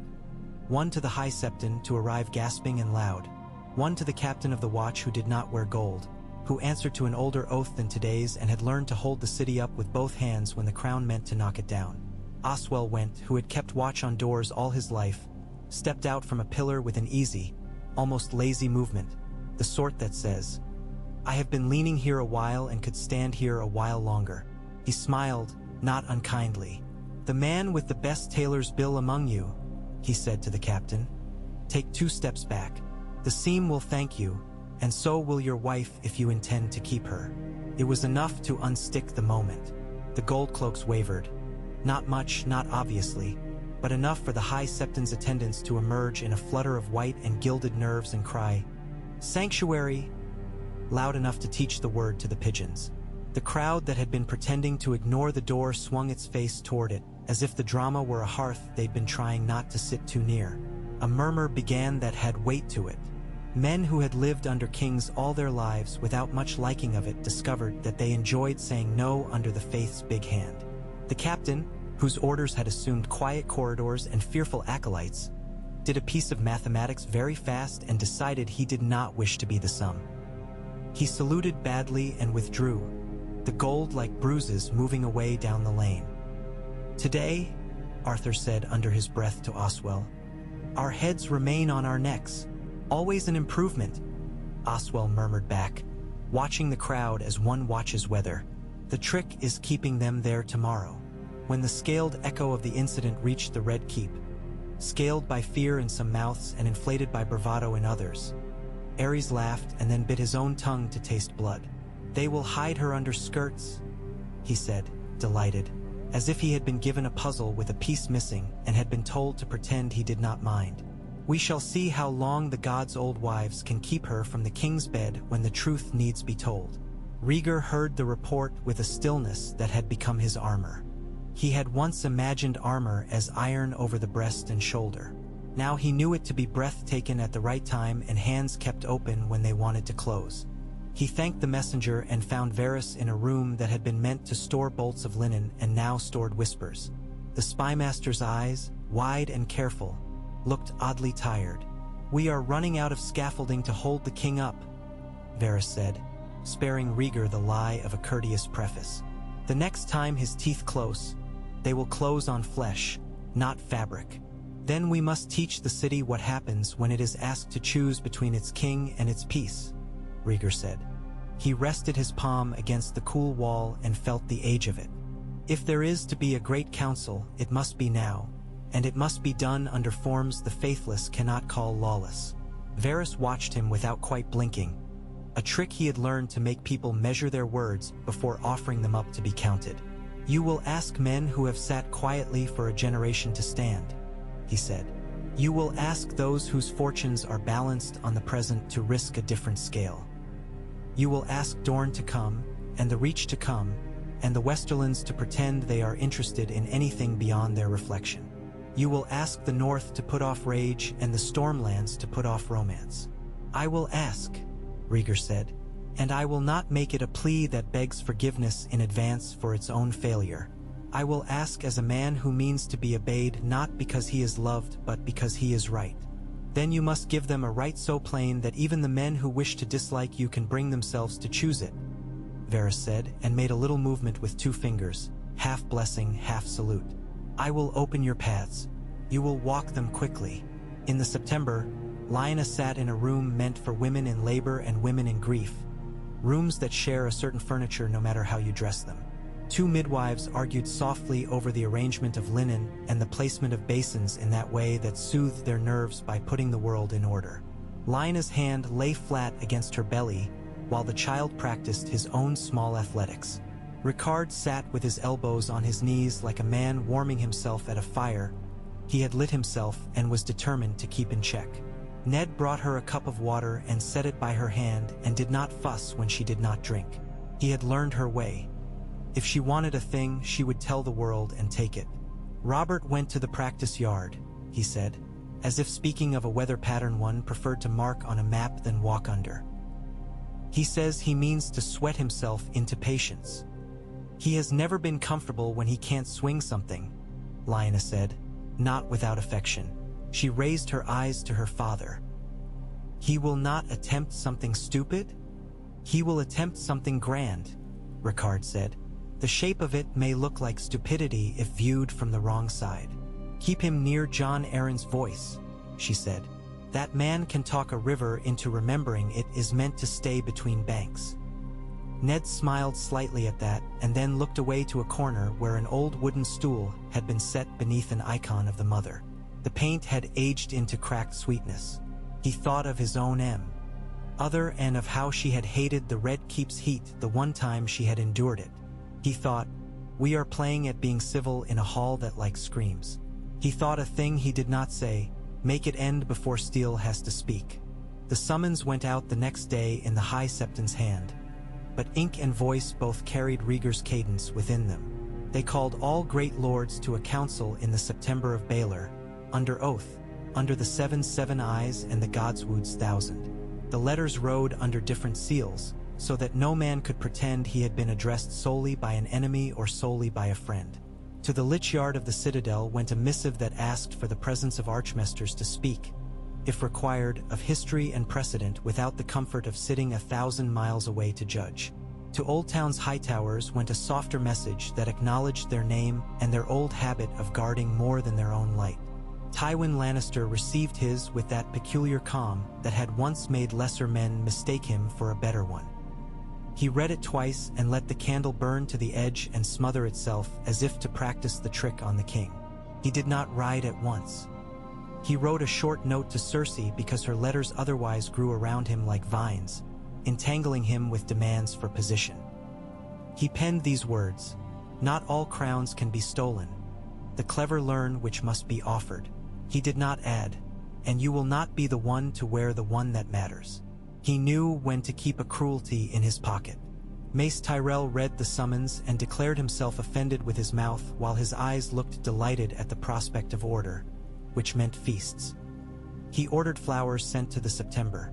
The expense amounted to a speech without words, and dreamed briefly of tournaments so generous the realm would forgive whatever decisions he applauded. Doran Martell sent a courier with a letter that arrived days later. Quietly, "Dorne will be present." The words were plain as stone. Beneath them, a thread of iron, and Dorn will be watching for insult." The night before the council opened, the smell of wildfire rose in a thin line that only certain noses could detect, the sort of stink a city subordinates into background until the wrong man decides to bring it forward. Jaime Lannister was not yet 20, not yet the man whose laughter would be sharpened into other men's stories, but his eyes had learned the precise color of fear that mattered. He had stood outside a closed door for the better part of an hour while the king hummed to himself, a tune that landed on the same note too often to be a tune. He knew that sound. He had heard its cousin once in Duskendale when men had whispered prayers to gods that might have mistaken the city for a burnt offering. Haleen, chief of the pyromancers, came with sleeves that looked too scorched for coincidence. The king welcomed him as one welcomes a man with an exciting box. Jaime shifted his weight and wished for a father he loved less and a king he feared more cleanly. When the door opened and the box was revealed and certain phrases loosed into the air, "The stock is ample, your grace. The catspaws will move at your sign. The jars are placed where you had suggested." Jaime felt the old oath harness itself to his ribs. Protect the king. Protect the innocent.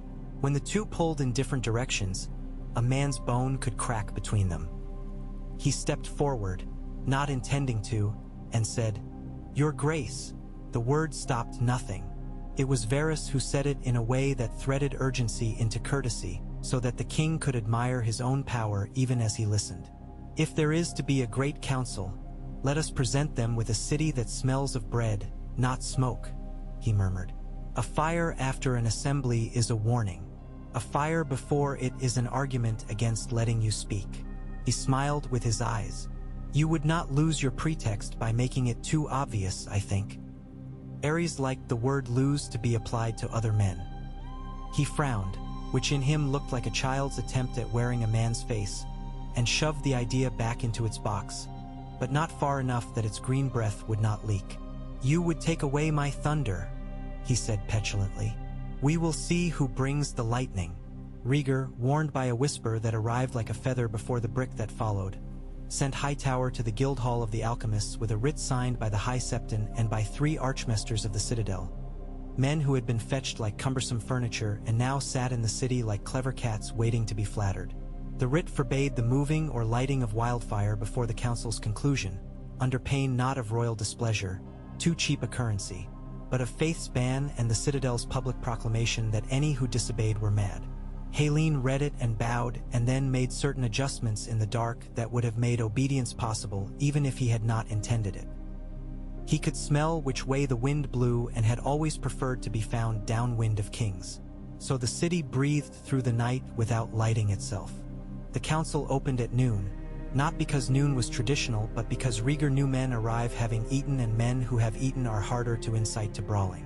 The September wore a look of expectation that was almost pretty.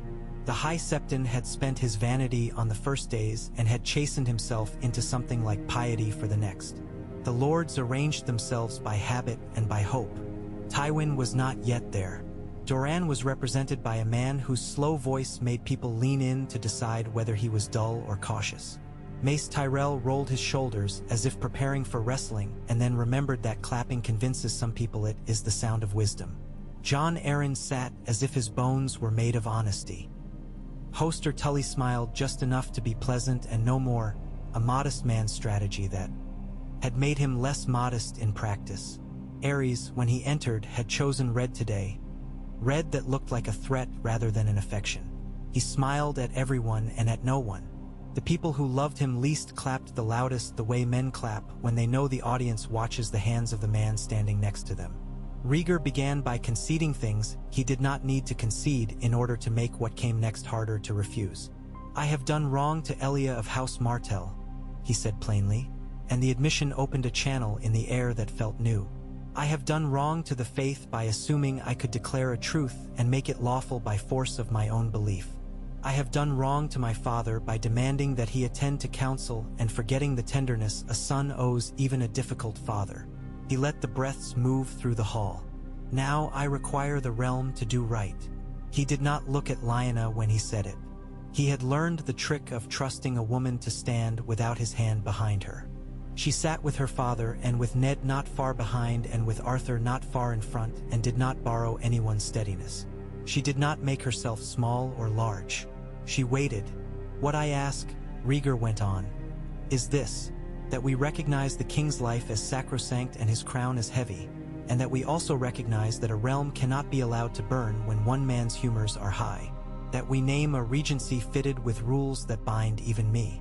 That we establish a council of great and lesser lords, and of the faith, and of the citadel, and of the city itself." Here he nodded toward a small gray man who represented no house in all of them, who must be called and must answer before any judgment that affects the great portion of the realm is given.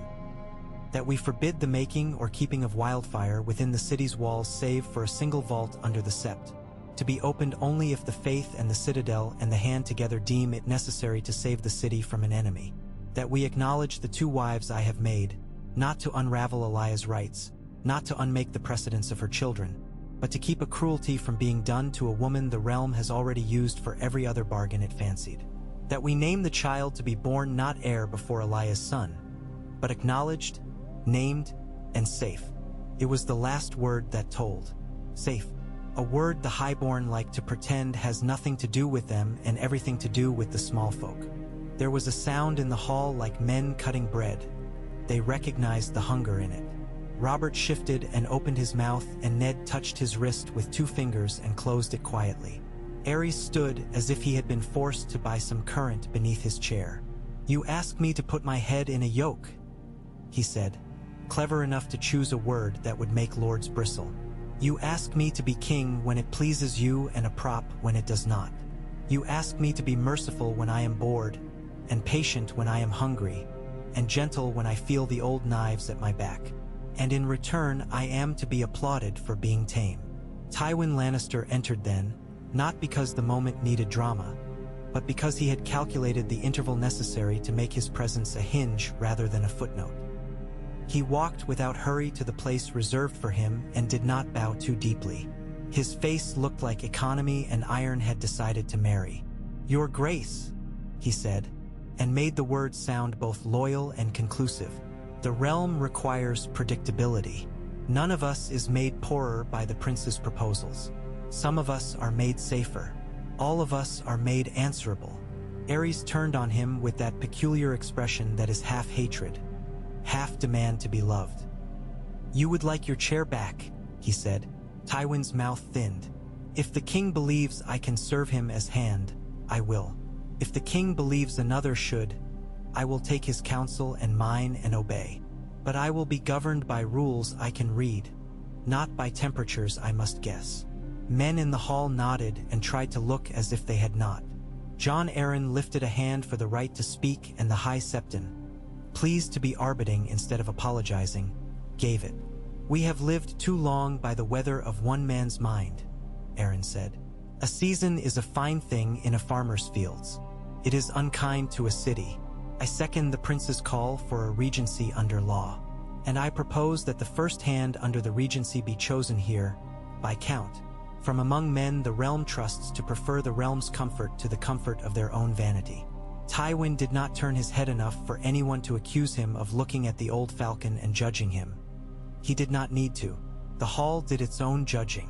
Doran's man said, "Dorne will accept a regency if Elia Martell is named princess in her own right with charge of her children's education and the right to keep her household under her command without interference." He let the word without sit there like a little stone. Rhaegar bowed to the conditions with the relief of a man given a task he feels capable of doing instead of a miracle he must be punished for failing to produce. "Done," he said, "in writing and before the faith." The Archmesters cleared their throats one by one like crows coming home to roost.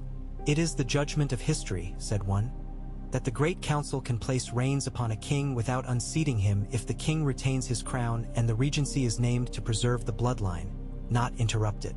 Another added, "The matter of 2 wives has precedent in the ancient days before the faith had bent all men to its yoke. The conqueror's case stands aside, but his is not the only one. There are conditions under which the faith has winked, if not nodded. We propose to formalize what has always been practiced poorly lit." He smiled his own small smile at his own wit. The High Septon, caught halfway between tradition and the chance to look like the man who taught Traditai. On to be reasonable, lifted his palms. The faith does not bless sin, he said, but the faith is charged with protecting the weak from the appetite of the strong. We will not turn a woman out of sanctuary to satisfy men who like clean ledgers. We will not call a child stain because men wish their linens to look very white when they dine. The faith will acknowledge the prince's second vow as a sin purified by necessity, if and only if no cruelty is done to Elia Martel, and if and only if no child is called less than another by the law's word. The faith will crown no polygamist, but it will recognize what it cannot unmake without harm. It was as much as the world could be asked to do without breaking in two. It had cost Rieger a great deal to offer it. It would cost him more to hold. It had given the king a way to pretend to have given mercy rather than to have had it taken. It had relieved Dorne of humiliation and offered the Reach and the Westerlands structure that smelled like profit. It had offered the North and the Vale and the Riverlands the comfort of seeing their words turned into rules. It might, Lyanna thought, be enough. Ares smiled and let silence make his cleverness look larger for a handful of heartbeats. The Regency is named, he said at last, enjoying the way the word moved the crowd like N or in water. The prince will be protector. The hand will be... And here he looked at Tywin as a cat looks at cream it is going to knock off the table, and passed him to Jon Arryn, and passed him yet to no one at all, Jon Arryn. He said it with spite and with calculation, and with both of those covered by a sheet of graciousness. Old men keep the peace. Let him keep it for me. Tywin's face did not move. Perhaps the muscle of his jaw flexed. Perhaps that was the light trying to make mischief. Ned felt a ridiculous urge to put his hand on Jon Arryn's shoulder, to be present for him the way Jon had been present for boys not his own. Jon only bowed and then stood straight again, the way a tree stands in a wind without snapping. It did not end the day. Nothing in King's Landing ends cleanly. It ended with a further tangle of oaths and signatures. It ended with ink drying under sand in shallow dishes, and with messengers beating off in different directions with words folded around their wrists. It ended with a mood that felt like after rain with sun not yet back, relief, and then the recognition that relief is not the same thing as a roof. Back in the rooms the faith had given her, Lyanna sat down at last, and the simple act of bending knees seemed to invite the child to a dance he had been waiting to begin. She pressed her palm and breathed with him until they were both quiet. Rieger came and did not touch her. Some courtesies hold even between people who have broken other courtesies to be together, and said, "We one time." She nodded. Now we must spend it like clever men spend coin. They spent it like people who had grown tired of having nothing but patience to trade. Rieger went to Elia first, before he let himself go to Lyanna a second time. Cost him to do it. He did it anyway. Elia received him with a posture she had practiced that morning until her back learned it anew. Upright without stiffness, relaxed without softness used as bait. He bowed so low that his hair fell forward like a curtain, and his hand trembled once as it swept to his heart. "You have wronged me," Elia said, because she would not be robbed of the simple dignity of having the truth acknowledged plainly before they ran poor with grand phrases. "I have wronged you perhaps by not being for you what the songs promised you would deserve.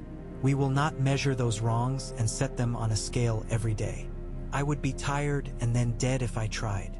I will not ask you for forgiveness you do not wish to give," he said. "I will ask you for the chance to pay back what I can in kindness that does not presume to possess you. I will ask you to extend your hand as a princess to a woman I have made into a weapon without asking her if she wanted the shape." Elia's mouth did a small thing that might have been the beginning of a smile in a kinder life. "I am not your mother," she said, "but I can do some of the things your mother taught you a queen can do. Bring her to me." Lyanna went without too much ceremony.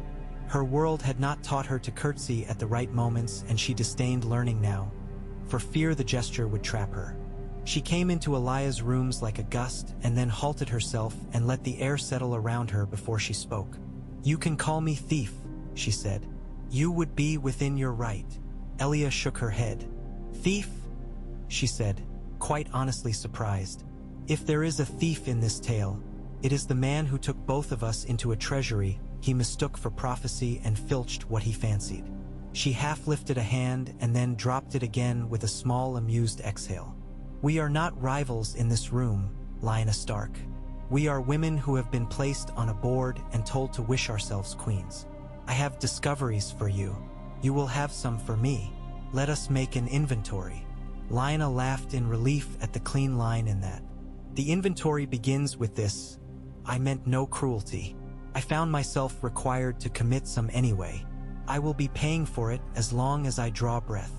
Elia inclined her head as if the words had been wine presented in a cup she had not asked for but recognized as good. "I will allow you the room to do it," she said. "And when your son is born, I will be there if you wish me and absent if you wish me. I will call him by his name." Her eyes, dark and complicated, warmed just enough to show a woman behind the law. John. The months that followed were the world's effort to learn a new habit. Habits are stubborn. The king tested the regency like a child worried at the wrappings of a gift that might be for someone else. He sent commands that were returned unopened. "This tea. I am with seals that made him hiss." He paced the yards where barrels had once hummed their secret promise and found them emptied of their friend. He smiled at the wrong people and was not invited to a certain conversation again. He grew thinner, but thinner in a way that made the light pass through him rather than sharpening his edges. Jaime stood near enough to hear the muttering collect and learn 27 versions of the same grievance that all amounted to, "The rules make me small." He discovered a strange comfort in the boredom of standing watch outside rooms where men argued about budgets and bridges. Boredom meant blood had not been invited. John Aaron took up the hand's chain as if picking up a piece of iron. He meant to heat and hammer until it served him better. He met with the captains of the watch and changed their pay cycle not to punish them but to make bribes less comfortable. Within a fortnight, the watch discovered that they liked being applauded in public better than being courted in private.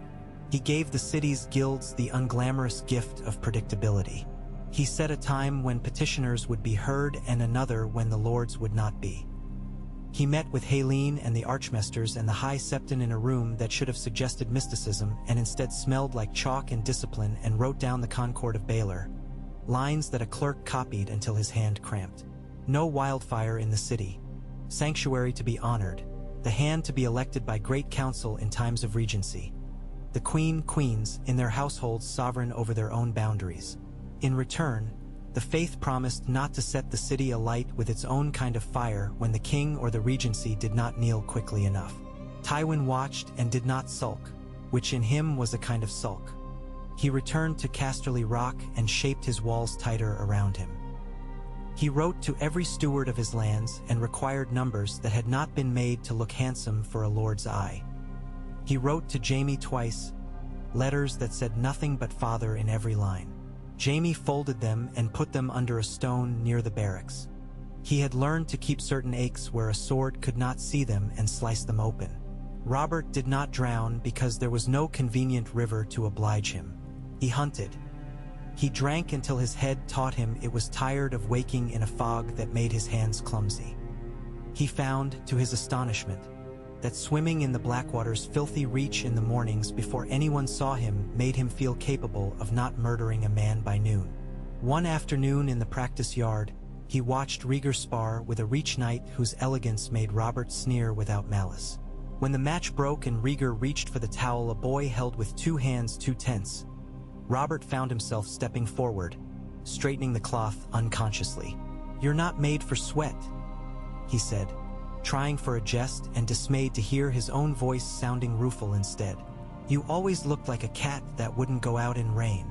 Rhaegar looked at him and said, without smile or flinch, "I am learning."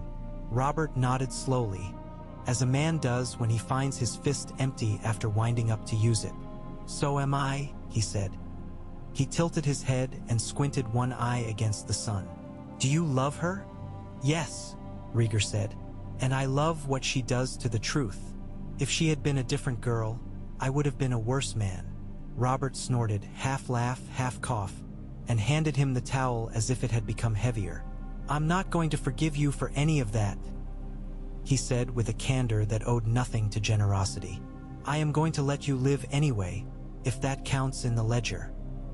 He turned away before Rieger could answer, unwilling to be seen as a man who had attempted grace and not entirely failed at it.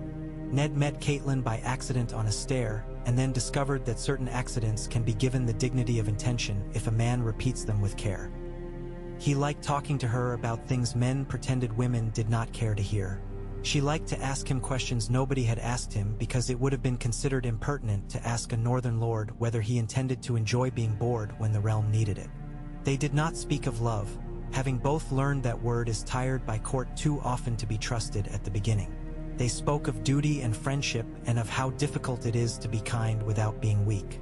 She smiled at him in a way that made him feel that he had learned to stand in a hall of mirrors and could now tell which reflection was himself. Brandon arrived in the city late and late to maturity both, but willing, this time, to be guided. He stood on the steps of the September after the second week session had adjourned and looked across the crowd at a woman whose hair was the color of a river at dusk and thought, "I have been exhausting because I am afraid." The thought had so shocked him that he had to sit down on the steps and laugh into his hands. Later, he went to Caitlin and asked her for the favor of a walk. "I am bad at beginnings," he said, which was his first beginning. She inclined her head, her mouth curving with something like relief. "Let us start with an honesty," she said, "and see if it can be coaxed into a marriage." The king did not surrender. He found new ways to be dangerous and watched them be taken from him like toys by a nurse who had learned to anticipate his grab. Once, in fury, he struck a cup from a servant's hand and watched the wine sheet down the wall like blood. Jaime caught his wrist on the backswing almost without thought and paid for it with a knight kneeling in armor in the small sept while the king talked to him about loyalty until words lost their meaning. He knelt and learned that his body could bear boredom more bravely than his mind could bear blood. After, he stood beneath the pale-faced moon and looked down at the city and said aloud to no one, "If he asks me to choose again, I will choose the same." In the morning, he watched Lyanna cross a corridor with an armful of some small linen and felt an absurd brightness lift in him. The kind a man feels when a bird lands on his outstretched finger and does not fly straight away. When the pains came for Lyanna, they came in a rhythm that had nothing to do with politics. The faith's midwives moved like dancers who had rehearsed and now meant to improvise. The mother's statue watched with the serenity built into stone. Ricard, who had long ago learned the degree to which men are helpless when women save the world, sat with Ben-Jen and whittled in silence a piece of driftwood until it had the suggestion of a wolf in it. Rieger listened in the next room because listening was what he was allowed and learned that a man can pray without believing in gods if he frames the prayer as a promise to the woman crying beyond a door, he will not open without being asked. Elia came and stood beside Ricard after the third hour. She did not touch him. She did not name herself family with her hands. He inclined his head to her with an acknowledgement very few would have seen, because nobody bothers to look when grief and hope sit next to each other in plain clothes. "My mother labored with me for 2 days, Elia said, half a smile in her voice and half a grimace in the memory. "I came into a world already tired of me. I have tried to repay the debt." "Do you hate her?" Ricard asked, not for the sake of cruelty. He had long ago learned that a man is owed the truth when he is about to place a child into the arms of a world that likes to call itself a mother and sometimes isn't. Elia shook her head. "I hate the part of the story that required me to be reasonable more often than I wanted to be. I do not hate the woman who makes the story more interesting and less cruel." He stared at the little wolf that had emerged under his knife and nodded once, as if sealing a contract with himself. In the 4th hour of the night, when the moon had slipped to an angle that made the city's rooftops look like private altars, Lyanna's labor became that relentless tide that will not be argued with.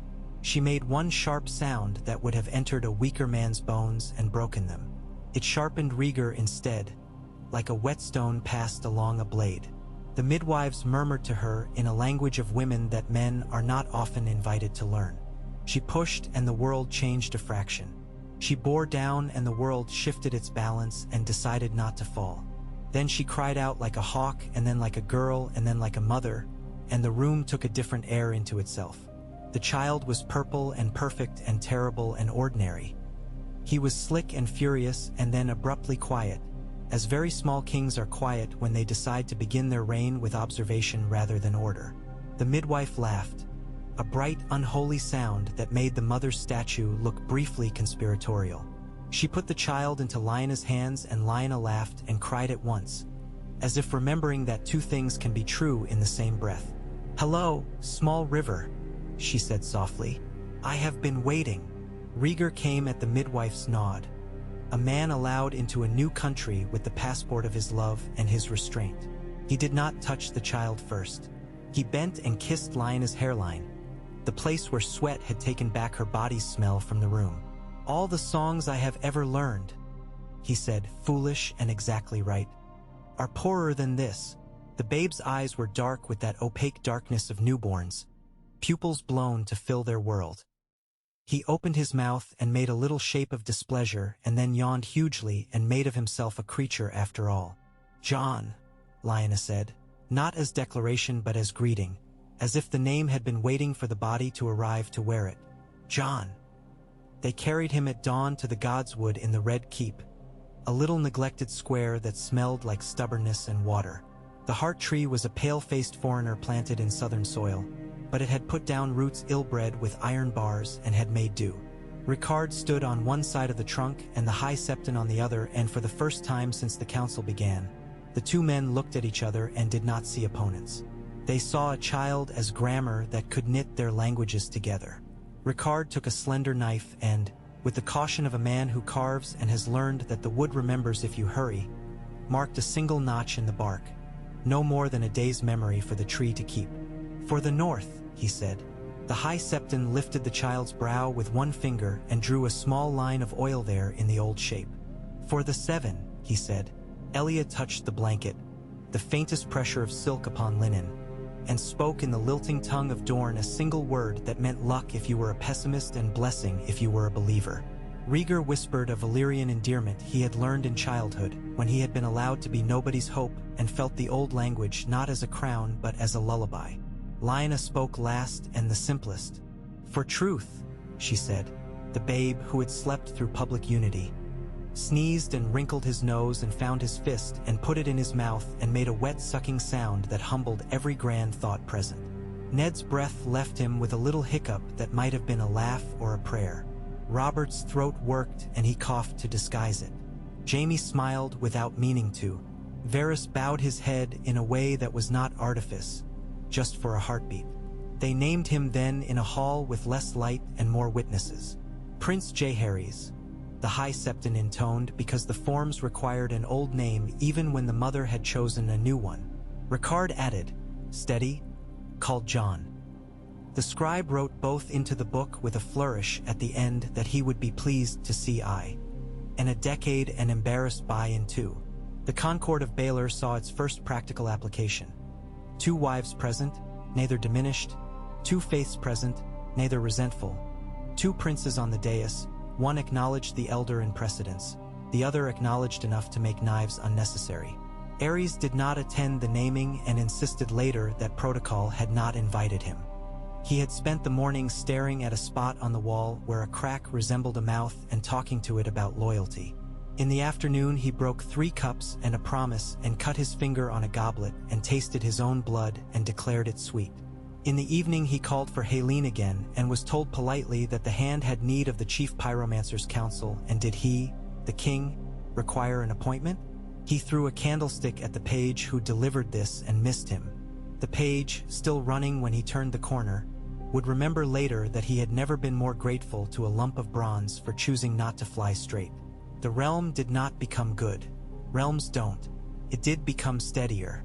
The Watch discovered they liked putting down river gang fights more than they liked being bought to pick them up. The prices of bread and sluts rose and fell with the seasons rather than with the king's mood. The Citadel set up a petty office in the city, full of old men who enjoyed scolding younger men for bad sums and enjoyed more being asked for help building bridges that did not fall when 3 donkey carts went over at once.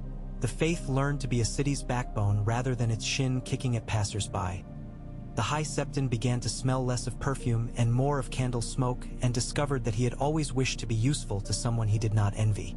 Dorne sent a summer rain in the form of Elia's mother and a retinue that made the Red Keep gasp for air for a week. They installed themselves with a gentleness that did not bother to ask permission. Aegon learned to topple towers of blocks, and Rhaenys learned to climb onto tables, and both learned that the woman with the gray eyes who visited their mother and sometimes carried the new baby across the room to show him the light was not a threat.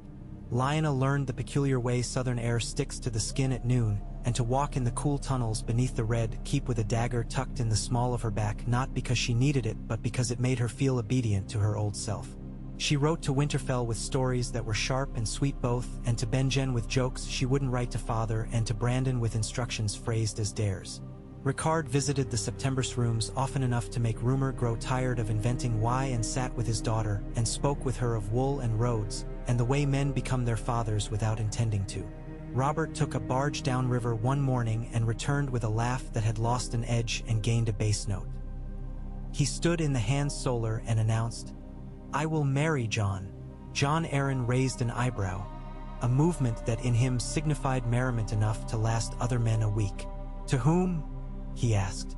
"To a woman," Robert said grandly, then shrugged at his own foolishness. "One who likes to sing and tells me to be quiet when I deserve it. She's not a great match. She's a good one. There is a difference." Jon nodded once and signed a paper and did not ask which lord needed to be soothed. Robert had begun to prove that he could soothe his own storms when necessary. It made him more dangerous on a field and less so in a council chamber. Tywin sent a gift to the infant prince, a small, perfect golden lion carved to sit on a shelf and look both elegant and alert. Lyanna picked it up and smiled with that irritating affection that can spring up even toward those one cannot entirely like. "Put it where the child can see and must not touch," she said. "Let him learn about wanting and about not having before he can walk." Rhaegar laughed under his breath and set the lion high and taught his son the word no with a gentleness the boy would later tolerate poorly in anyone else. Arthur Dayne remained in the city, not because he fell in love with its smells. He did not. But because his prince had been asked to shoulder a task that would attract knives. He wrote to his sister Ashera twice a month with bits of gossip she would find pretty, the sort that keeps loneliness from mistaking itself for fate. He met Jaime's gaze more often than he had before and saw in the boy a rope pulled taut between loyalty and contempt. He tossed him a waxed practice sword one afternoon and said, "We must teach your wrists a patience your tongue does not have." Jaime, to his credit, grinned and set his feet. Oswell went sat late some nights with Gerald Hightower on the parapet, and they did not speak of retirement. They spoke of kitchens and how to keep the white cloaks white when the city's dust wants them gray. They spoke of stories told about kings and which parts of them had felt like lies at the time and which had become truth by being repeated. Hightower watched the king's shadow move in his chamber and watched the prince's candle burn at hours that made a man worry and thought, "We have pulled a cart out of a ditch and discovered it has a broken axle. We must push until we are somewhere a decent carpenter can meet us." The decent carpenter arrived in the shape of a great council's patient work turned to habit. Ares, deprived of his private entertainments and muffled at public ceremonies by rules he had agreed to against his will, discovered that the people do not enjoy a madman when he is not allowed to kill them. He shrank in the city's idea of him. He made 3 attempts to claw it back. The first was dramatic and reduced by an accident. The second was clever and reduced by Varys. The third was petty and undone by Jaime, who took a jug of wine from the king's hand and drank it off while grinning, and Tur in the stables vomited and wept and laughed and told Arthur that he had never before felt so certain he had done something that mattered. Arthur, who could imagine what it costs a boy to catch his own innocence and hold it up like a shield, put a hand briefly on the back of Jaime's neck without saying a word. In the second spring after Jon's birth, a sickness worked its way through Flea Bottom and did not climb the hill because the hand, who remembered summers colder than this city would ever see, had established a ward around the worst of it with lime and men who washed their hands between houses. The small folk stopped dying for a week and then for a month and then began to die of ordinary things again, which some of them resented because ordinary things do not make stories. The realm stopped expecting war for breakfast and began to expect bread and a little gossip instead. War is hungrier than gossip. The city was pleased to have made the exchange. On a morning clear enough to disorient a man used to the usual yellow-gray, Lyanna stood at the very edge of the river and held John under the chin so he would not tumble headfirst into the scummed water in an act of destiny nobody wanted to have to write about later. He was too and fearless the way boys are when they have been loved very firmly. He babbled to the river and the river minded him not at all and did not mind being chattered at. Rhaegar came and stood beside her with a face that had learned to smile more honestly and less often. He made the noise a man makes when he actually sees his life and doesn't trivialize it by reaching for a metaphor too quickly. "We will take him north this year," Lyanna said. "He should know the taste of snow before he tastes too much lemon."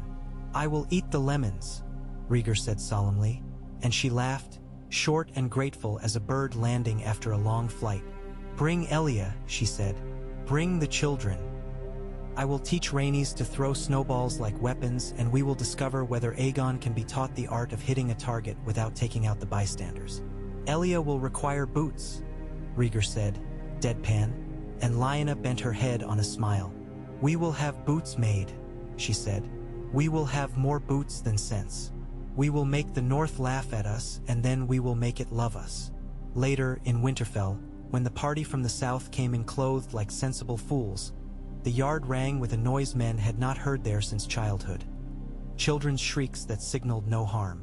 Rhaenys, wrapped to the chin, fell backward laughing into a drift and convinced herself that Snow was a dog she could pet into obedience. Aegon, solemn and long-limbed, treated each snowball as a treaty and was offended when the treaty exploded in his face. Elia stood by the curtain wall with Catelyn, wrapped in fox and laughter, and learned from her how to keep toes from becoming outraged. Rhaegar looked at the heart tree in Winterfell's Godswood, older and less insulted by its southern kin's soil, and bowed his head. Ned watched his friend for a long moment and then said, "You are less a song than you were." Rhaegar answered, "I am more a man." And they shook hands and meant it. Robert came too, because he did not wish to be left out of the joke when the southern prince learned to feel his own breath freeze his nostrils. He brought his wife, who had learned the trick of turning his anger back upon itself and leaving it exhausted and better for the exercise. She had a good laugh and a habit of telling long stories badly and cheerfully, which Robert adored because it left him the part of improving the tale with his own exaggerations. He sat by the great hearth in Winterfell and told two boys named John and Rob about boars that stood as high as halls and about fish caught with hands and about a time he had punched a noble in the jaw and got away with it. He left out a handful of details Catelyn added with neat stitches later and nobody minded. Ricard walked the walls with Doran when Doran came, slow as ever and observant as a cat in a sunpatch. They spoke of taxes and of women and of the way a man can love his children into men instead of heroes. Ricard apologized for nothing. Doran accepted what was not his to forgive. They stopped before the same patch of stone and studied the same piece of lichen with great seriousness and walked on as if they had accomplished something. Perhaps they had. The Concord of Baelor outlived its writers more quietly than men expect documents to do. It did not make the world just. It made it accountable. Wildfire became a myth retold to frighten children into obeying their mothers, and men who kept jars in secret were made ridiculous in plays performed by boys with cheap green cloth. The king grew thin and brittle, and then thin and quiet, and then, one morning, did not wake. He was washed and dressed and laid out, and the city did not burn. It did not even wobble. Rhaegar was crowned in a ceremony that felt like a continuation rather than a surprise. Elia stood at his left and Lyanna at his right, and the faith changed no words for either of them and added nothing to the old. And the city sighed as if it had been holding something in its chest for too long. The North swore. Dorne bowed with its own bend that looked like a different movement to men who liked to count degrees. The Reach brought flowers that smelled almost obscene in their richness, and nobody objected because they were beautiful. Tommen Baratheon, Robert's elder cousin who had been burning to prove himself an adult before the world was ready, managed the Stormlands with a competence that startled everyone except the ant who had taught him which knives are for cooking and which are for men. Robert toured his marches and returned to a house that no longer echoed with emptiness. He began to look like a man who would be remembered fondly by children who did not live under his roof, which pleased him more than he expected. Ned married Catelyn under a Seps dome and before a heart tree both. The the ceremony shaped to satisfy their families and their gods. Brandon stood behind them and did not sigh once and shook Ned's shoulders after like a boy who has found his brother again and discovered he still fits his hands.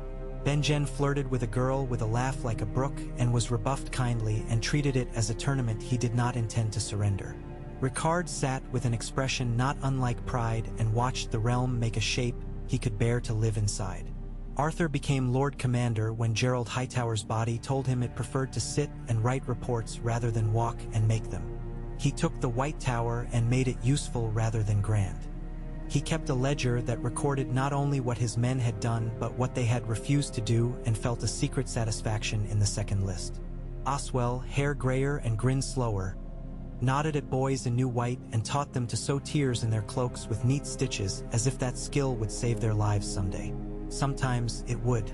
Varys grew plumper gliding through a court whose intrigues had become more interesting because they were not about smoke and fire but about budgets and port fees, and whether the west bank of the Honeywine might be bought by the crown without offending three men whose grandfathers had cheated each other over the same parcel. He discovered that he preferred this world to the old one, where blood could be measured in casks. He still collected whispers.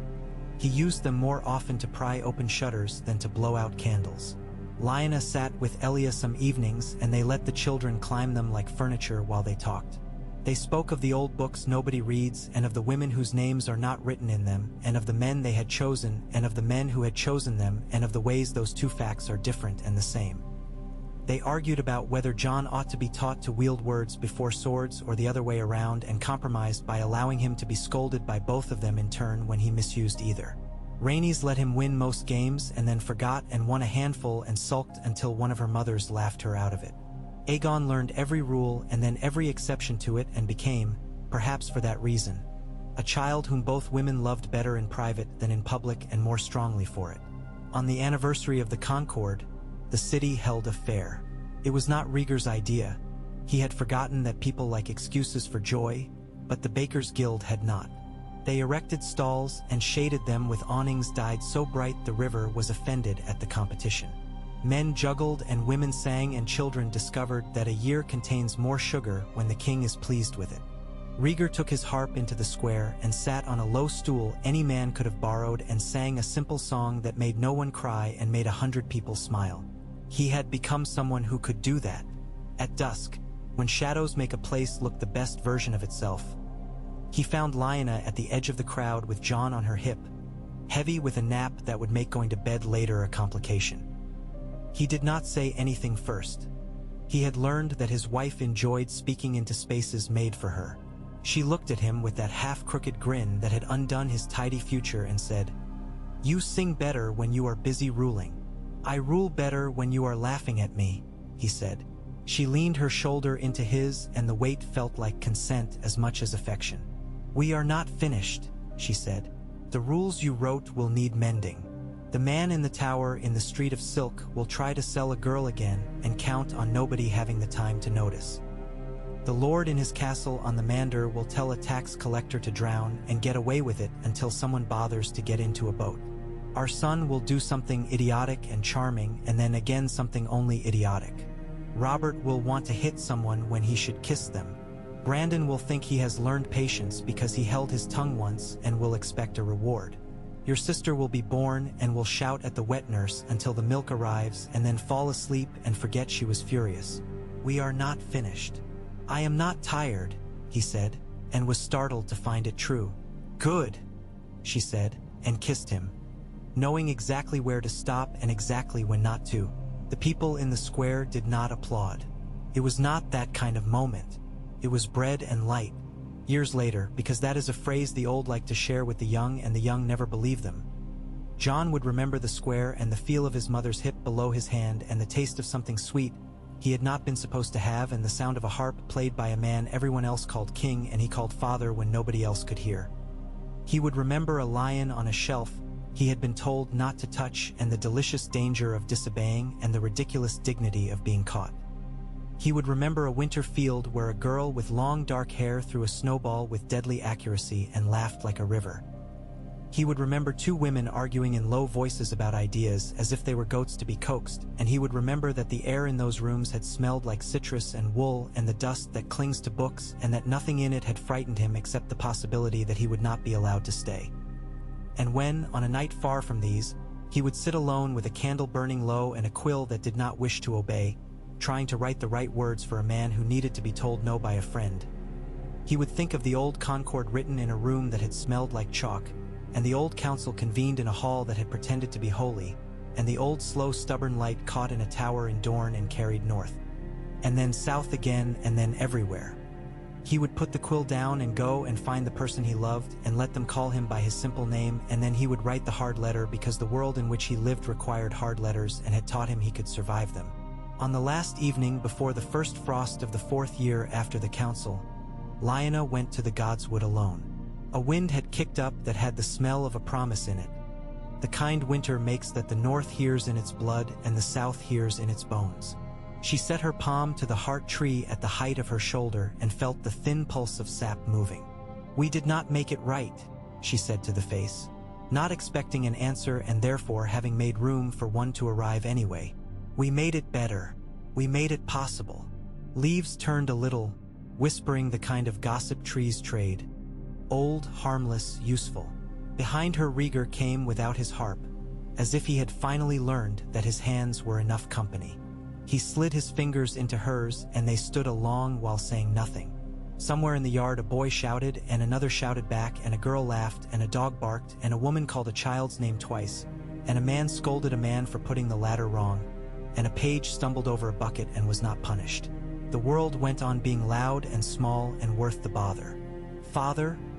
John called from the corridor, his voice arrowing with that impatience people forgive in children and despise in themselves. "Mother, Rob says it's time." "For what?" Lyanna called back, not turning, the smile already in her voice. "For everything," he said, not teasing because he had not yet learned that teasing reveals what you care about and must be used with care. "For all of it." "We are coming," Rieger said, and meant it for more than the moment. They walked toward the noise without hurrying, the way people walk when they know the house is their own and the world will wait for them to be ready. The candles beginning to be lit in window after window threw small halos onto the yard, and the little lakes of wax near each flame caught a fleck of dust and turned it into a jewel, and the air took on that fragile, stubborn brightness that comes at the hour when day and night pass each other on the stairs and are polite, for once, and the world remembers that it can be kind without pretending not to be hard. When the door closed behind them, the heart tree made no comment. It did not need to. It had watched wolves learn to share their den with dragons and had learned that such things are possible, with time, and with laughter, and with the refusal to let men with crowns set the table always in first. Beneath the stone and the soil, the old roots reached for water together and did not fight. Above, the wind made a new note and then made it again because it liked the way it sounded. The realm, by inches and without glory, continued to be saved.